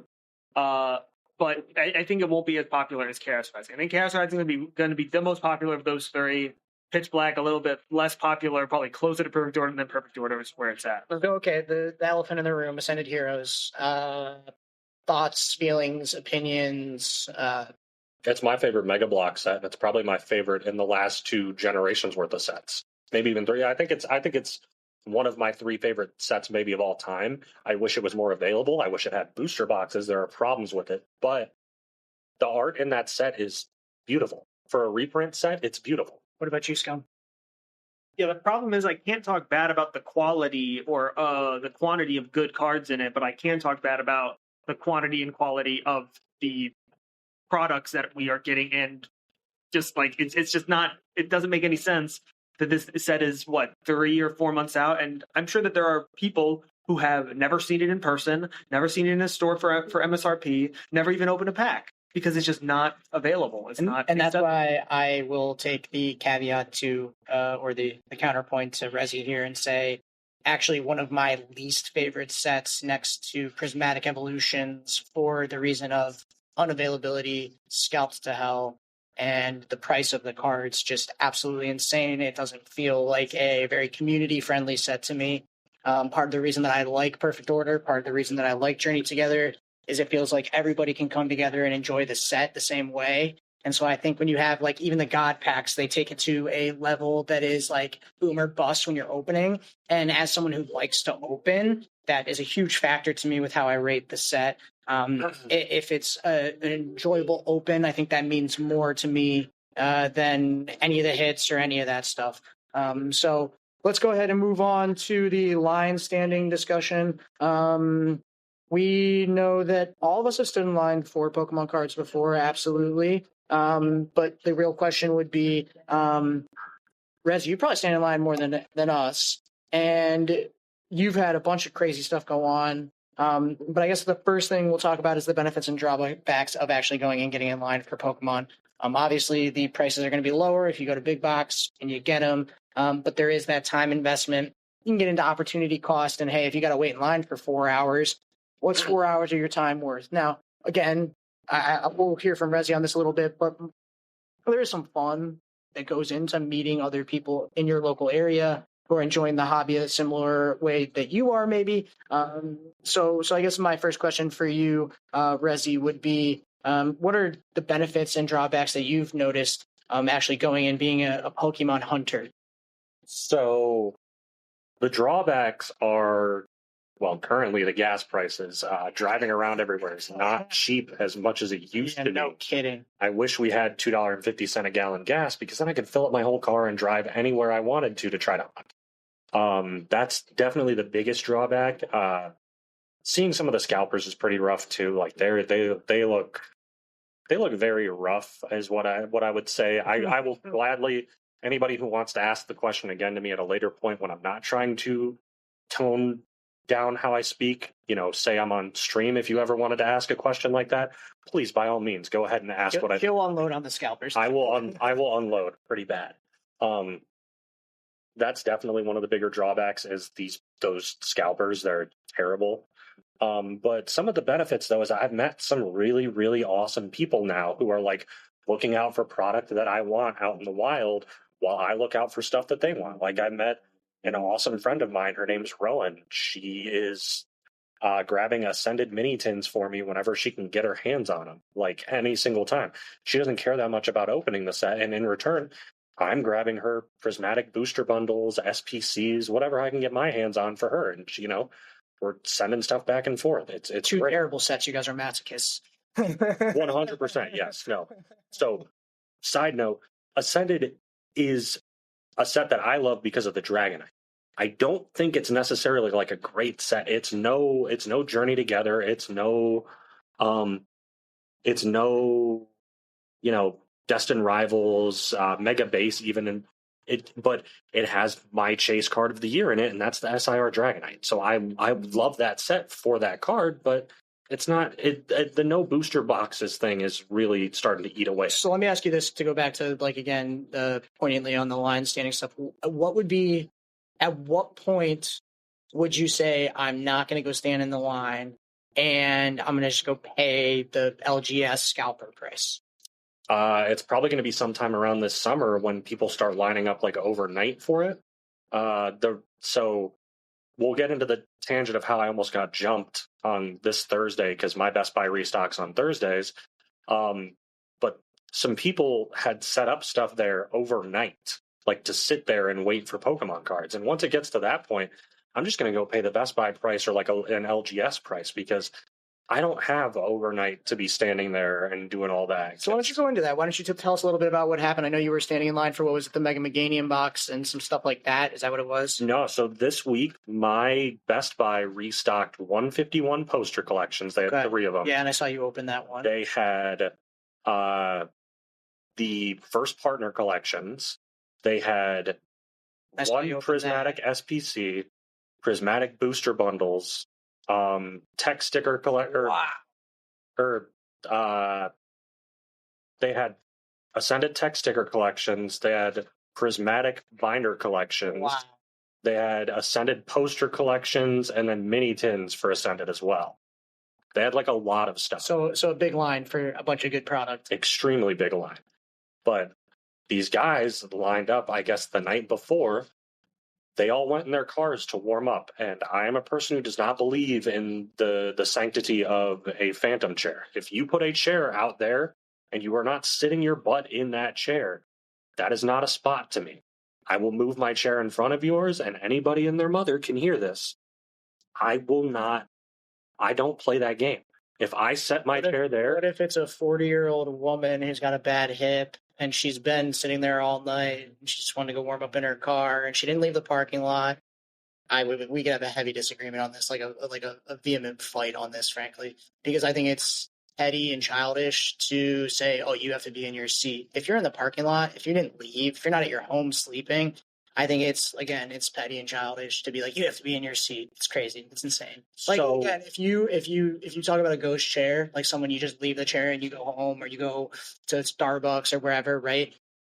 That's unreasonable. And like, for me to honor your chair when you're not even in the vicinity, that's crazy. But if you're in the parking lot, like, I would say it's unreasonable. And like I said, like, it's like, if we were kids lining up to go to get food at the in the commons or whatever for lunch, right? Like, we have enough rationale. We're adults. You know what I'm saying? Like I don't think you have to subject anybody to grueling or intense circumstances to get product. Like, that should be our goal, right? Like, and we're going to talk about I would love to not have to be a part of the grueling and absurd circumstances, but here's the thing.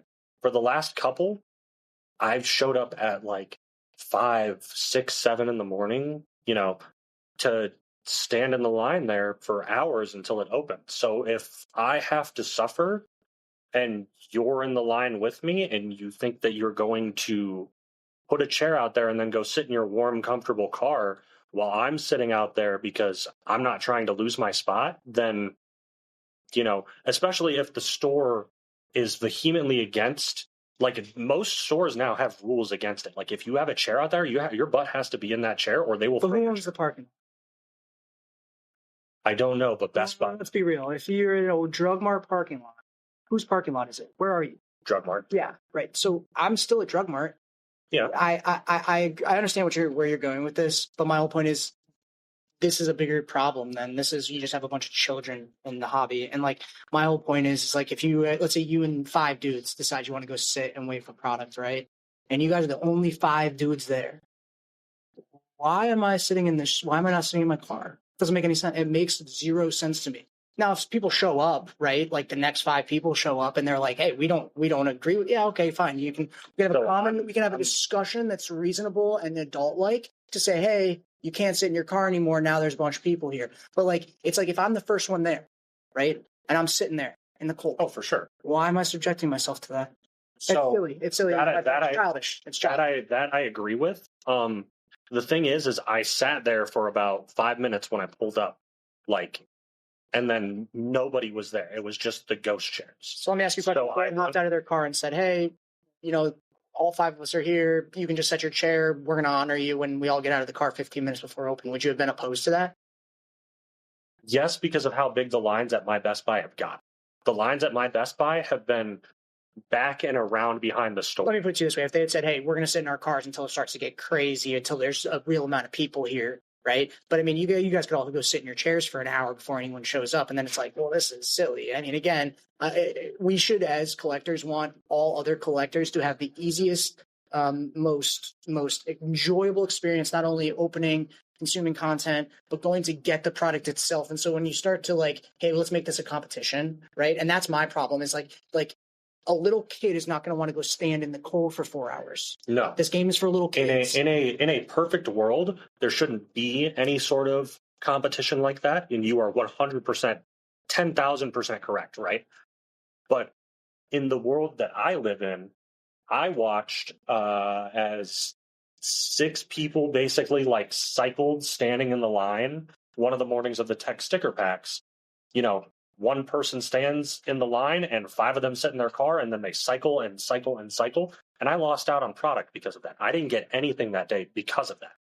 So to me, it's one of those things where it's like, I no longer, after having lost out to people doing that, and then they had some random guy pull up in this big truck, and it was a real short dude, pull up and run into his group of friends right at the end, right before the store opened up, and that's how I lost it. I was one spot away from So if you're getting like saving a spot or something like that, so on and so forth. But like again, I think it's maybe a symptom of a bigger problem in that there's a bunch of immature people in the hobby that require you to play a game like that, you know? And here's the other thing too, right? Is like I said, I almost got jumped over this. Yeah, that's but it could have been something solved with a simple conversation. Yep. But at the same time, these guys were not in line. Like they had to check the cameras because the police showed up. They did not get out of their cars while I sat there for 15, 20 minutes. I mean, it's one thing if they got right out and said, hey, you know, like we're here, we're just warming up. I would have gotten behind. Well, that expectation, that would have been, that's an that would have expectation been I would have is them being, you know, being adult enough to communicate with you and say, hey, for sure. If they had hopped out of the car and said, hey, yeah, you know, we're just waiting until more people get here. If you want to put your chair down there, we know you were here, right? That's the kind of thought I'm okay if there's communication. I'm okay if there's communication and stuff like that. But at the same time, there was none. And then the first guy instantly got up and started cussing at me and saying that he was going to, quote, beat my arse. And to which I replied, I would like to see you try, old man. Well, so he was as old as my dad. So he threatened you. Cops came. They checked the camera. Oh no! What was the conclusion to this? So the conclusion to this was Best Buy's rule is at the Best Buy that I go to every Thursday. If you bring a chair, your butt has to be planted in that chair for your spot to count. It does not matter anymore what sort of conditions you may have. If your butt is not in that chair, your spot is no longer valid in that line. Let me ask you a question. If there was somebody who did have an issue, like let's say an older lady, she's in chair in front of you. There's a grandma that I go to and hang out with there every single time. I always try to make sure she gets in before me because I'm polite. Not everybody's polite like that, and that's okay. Not everybody has to be. But if there are people with real disabilities who have stuff going on, or like, you know, whatever you have going on, if you have to step to your car to, you know, take a medicine that's like a life-saving drug or something like that, please, by all means, I will make sure that your spot is taken care of there. But you are not going to be three around my age or a slight bit older, able-bodied men who are going to sit in their car while I sit out there and freeze my butt off without any sort of communication or anything. Right, I think communication is key. And the worst part is they waited there overnight for the singular prismatic SPC. I didn't want the SPC. I wasn't even there for it. I wasn't going to buy it anyways. I knew it was there. I didn't want it. But if any one of them had stopped and asked me, what are you here trying to get? And I could have just told them the 151 poster, the Ascended Heroes premium poster collection, and that's it. And a booster bundle of prismatic, which there were 40 of.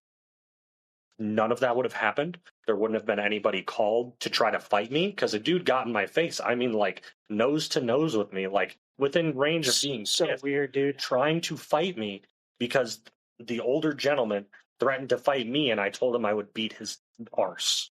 I would beat him. It's funny because we have another topic here: kids versus adults in the hobby lines. But I think we just established that even the adults are kids. Most of these kids in these lines are better behaved than the scalper adults. Like, I try to help out as many of the kids as I possibly can. When I see kids in the line, I usually try to, you know, talk to them as a group, explain to them what's going on with the hobby, explain to them the information of restocks that I know so that they can be like ahead of the game. Because when I was in the hobby, people have always come to talk to me and help me get ahead of the game when I was younger. So why would I not want to? I've said this. When I say kids, I mean there's kids who are like I stand in line with this guy and his kid at Best Buy occasionally, and like we're talking, he's 7 years old. You know what I'm saying? He doesn't even the hobby. What do you mean? It's Pokemon cards, dude. He doesn't. There's no hobby. Right. But here's the thing: like now that I'm an adult, I know that it's a hobby, and I know it's always been. For me, this hobby, and I've said it before. I've said it on stream. I've said it in videos. I've said it to you in direct personal conversations. This hobby has always been about helping those with less possibilities than your own. For me, I was helped a ton when I was a kid because I was less fortunate than others. I was given cards that I would have never gotten my hands on because I didn't have the money as a kid to buy packs and stuff like that. So whenever I can pay it forward to those who did it for me when I was a kid, 110% of the time I will always do so. So, okay, hold on. I keep jumping around. What was the conclusion? Did you get what you wanted, what you came for, and did they get kicked out of the line? Nope, they didn't get kicked out of the line. The lady came out with sticky notes, the employee, and with the female police officer who was there too, because they had 3 cops, a lady cop, a male cop, and then their supervisor got called out and just said the same exact thing that the Best Buy employee said. At the end of it, I got the guy his prismatic SPC, so I got apologies from everybody who tried to fight me and daps and told, we're going to get you some information on the next couple of drops. So I got contact info too. All it takes is communication. I'm not an outrageous guy. I just don't want to be threatened. You're not going to talk to me, a grown man, like I'm a little kid.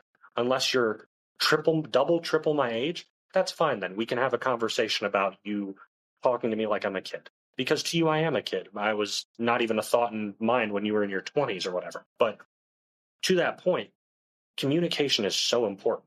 And I got everything that I wanted out of that line. And I walked over to the prismatic SPC, grabbed it in my hand, and put it in the guy's cart. And he literally hugged me after that. He said, thank you. This was all I was here for. I want to help people. I do not want to harm people. I just want to get what I want and get out of there as fast as humanly possible. Because the Best Buy employees know me. They know what type of person I am. I'm a talker. I'm a chatter. I'm, real happy guy. Alls I need is my stuff and to go. Plain and simple. And if you can do that, then sick. Yeah, until somebody wants the stuff you want. A good thing, that worked out in a way that seems amicable and honorable. So let's go. We're going to do double take on our last topic of discussion. This is probably almost going to be a 2-hour long podcast. So if you made it this far, big thank you from myself, Rezy, and Scum here. Sorry, I'm a yapper. He's a bit of a yapper. We love it, though. That's what we're here to do. So first topic, we kind of went over this a little bit earlier in the episode, but just to kind of get an overall from you guys. Social media, do we think it is a plus or a minus? Keep it brief. Scum, what do you think? Plus. Rezy? Super plus. Okay. I'm going to say it is a plus, but it's a debatable one. Let's go to the next one.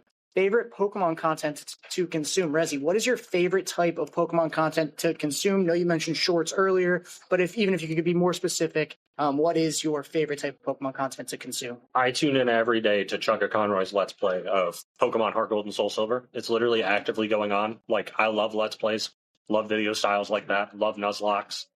Pretty much any sort of Pokemon content that isn't negative. Like, it isn't like, this sucks, and here's why.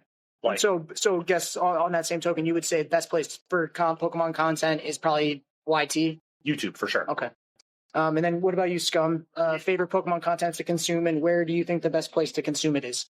I would probably also say YouTube right now, just because I'm a fan of long form content. So whether it's big Nuzlocks or actually I guess I like Twitch too because I like speedruns. But the big thing I'm doing right now is watching vending videos. So vending videos are super cool. Like a lot of really good content creators on YouTube. So either that or Twitch. I agree with sentiment here. I would say my favorite content to actually consume is stop motion shorts. But I do really enjoy the long form podcasts as well as the vending stuff, just like Scum. So let's go here.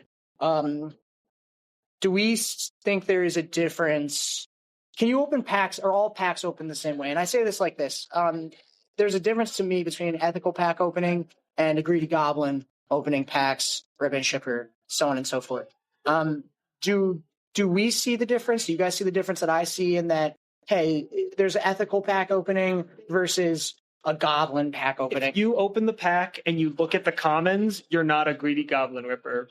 If you're someone, trust me, I've seen these people who are ribbon shippers who they open the pack and in 0.1 milliseconds, they've already gone to the one point in the pack where the hits could be, and then they've just thrown the rest of the cards away. They don't really care. So I think if you're someone who is opening the pack and you're at least looking at the cards and admiring the art or just looking at what cards you got in the pack, even if they aren't uncommons or illustration rares or whatever, then I think that you are not a greedy goblin whipper. You're just someone who's opening cards. Couldn't have said it better than Scum, honestly. I make pack openings, for videos, for content, but that's what it is, though. Like, I make it for videos. I also try to preface it like, this is gambling. Like, don't do this all the time. This isn't good. It is gambling. That was one of the things when Rezy and I first started hanging out, I kept saying it is definitely gambling. But he's convinced me for the content. It is probably worth it. It's fine for the content. If you're itching to open a pack when you're not on camera and like you're not making content out of it, then it's become a problem and you have to slow down. I don't have a what do you mean? All right, so the last one we'll go, and this kind of relates to, actually we got two more, but social media and mental health. Obviously I've had my own struggles with mental health, and my question for you guys would be, do you think that social media can be a positive conduit for actually having better mental health, or is it one of those things that even though you have good intentions, social media generally just does affect your mental health negatively? I think it definitely just depends on how you. I guess it's kind of like what Rezy was saying, where it's like you have to, or even what you were saying, Lux, where it's like you have to measure how seriously you take some responses, or how you absorb information. It's like, I think that it's really good for some people's mental health, because it's like they have a community of people they can kind of use their timeline as a pinboard to really have their opinions out there and say what they want to say and interact with people who are like-minded. But obviously, yeah, I think that you also have a lightning rod. Every post you make can be a lightning rod to somebody saying something directly to you, or just you seeing stuff on your timeline that is just the recommended that you don't want to see, and it ruins your mood or something like that. It can absolutely do both one way or the other. You just have to be able to see the stuff you don't like or ignore the stuff that you don't like, and be able to just go through it and recognize all the good things that you have, whether it's your community or the posts that from your friends that you see, or just whatever it is. I agree wholeheartedly. It's completely how you use it. It could be bad. You could be one of those pages that only spreads hate or negative clips of streamers and stuff like that. But the way that I like to use it personally is I spread as much positivity as I possibly can. Like, even if it's to somebody I've never met before, it's like, never interacted with before. It's always like I try to find like the nicest thing that I can say in most situations, unless you're like an invest bro, like we talked about earlier. But, I believe in karma very strongly. I believe in karma. Good deeds and good actions and good attitude will always bring back positives into your life. And negative deeds, negative actions, negative attitudes always bring back negatives into your life. You put forth the energy that you want to be given back. And for me, I spent a long period of time depressed, very badly depressed, and put out negative energy. And, I've crawled out of that hole finally this past year for me. And, all I want to be is positive. I want to be a positive influence on people. I want people to see me reply to somebody on Twitter and just be like, it's Rezy, the beacon of kindness. He's a light. I love when I see him. And there are dozens of people who and are like, I love when you reply, because it's always something nice. It's always something good. It always makes my day better. And that's all I want to do. So that's honorable, definitely. I guess I'll kind of wrap up this topic here and say, social media is a very catered, put together image of any individual. So when you see things online, you have to take, like I said earlier, take it with a grain of salt.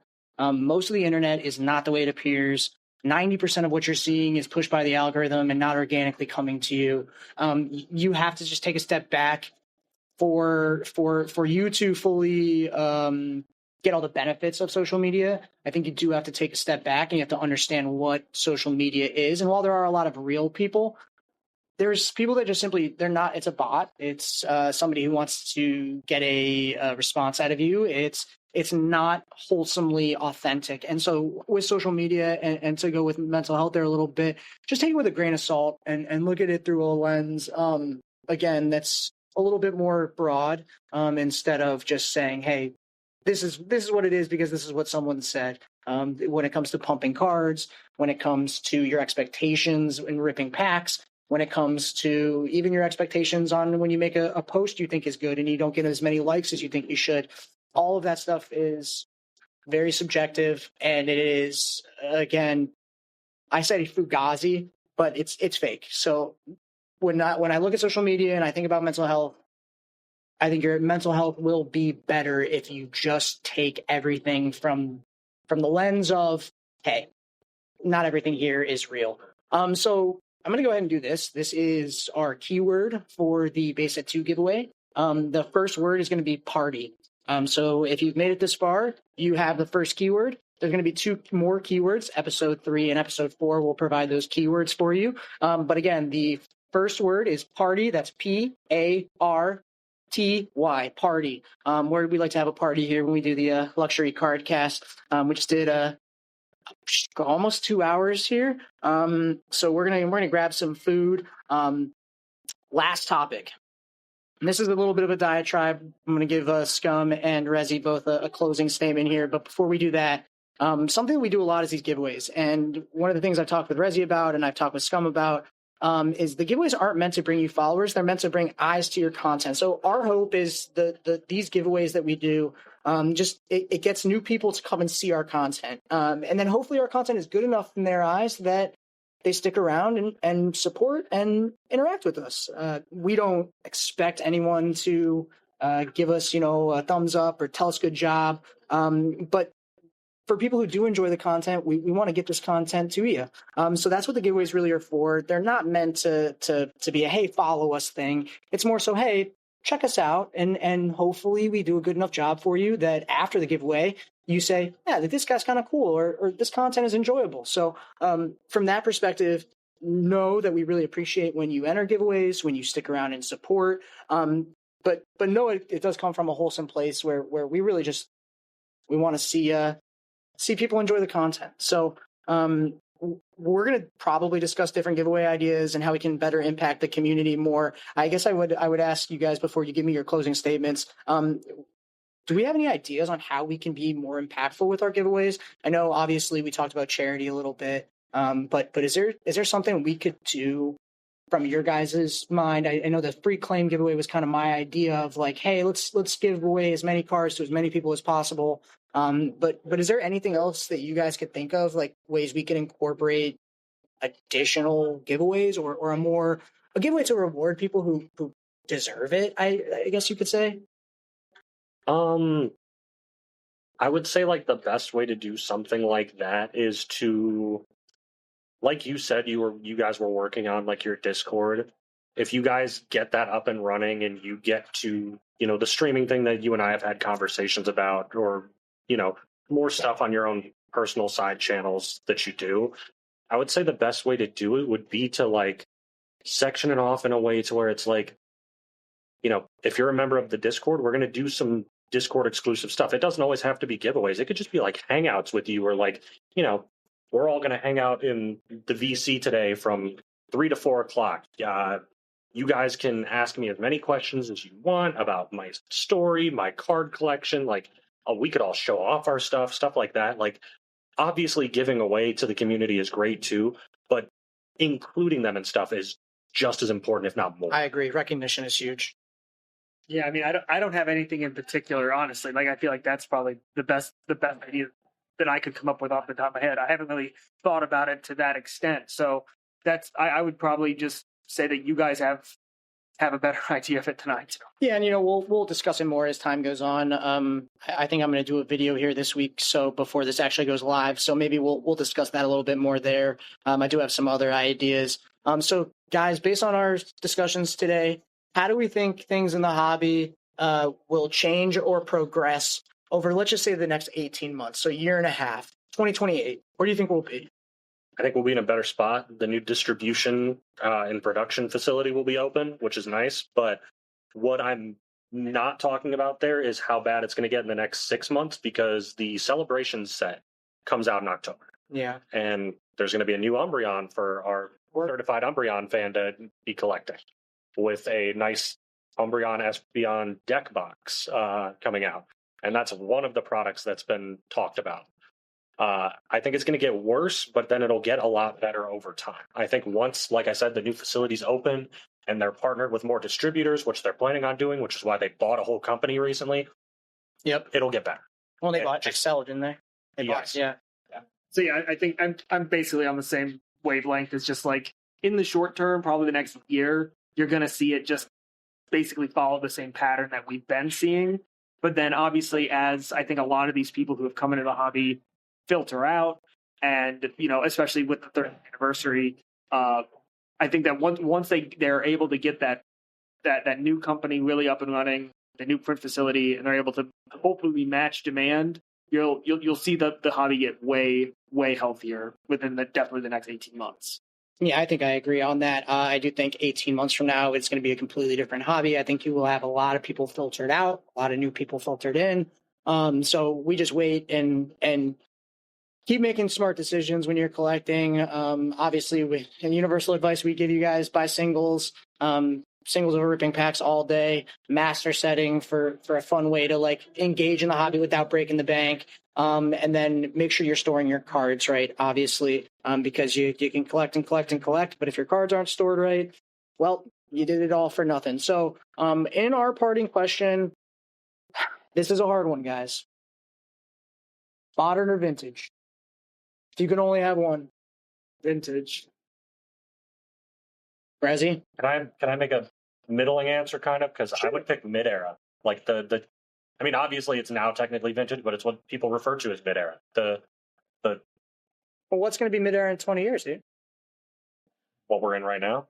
So that's my whole thing is I would say vintage is the definitive answer because everything is vintage eventually, right? So if you say modern, that means you are collecting in a scope that changes all the time. Vintage changes all the time too, but it only encompasses more and more and more as time goes on. So my answer is vintage always. Vintage it is then. And so there we go. We came to a common agreement. I love when that happens.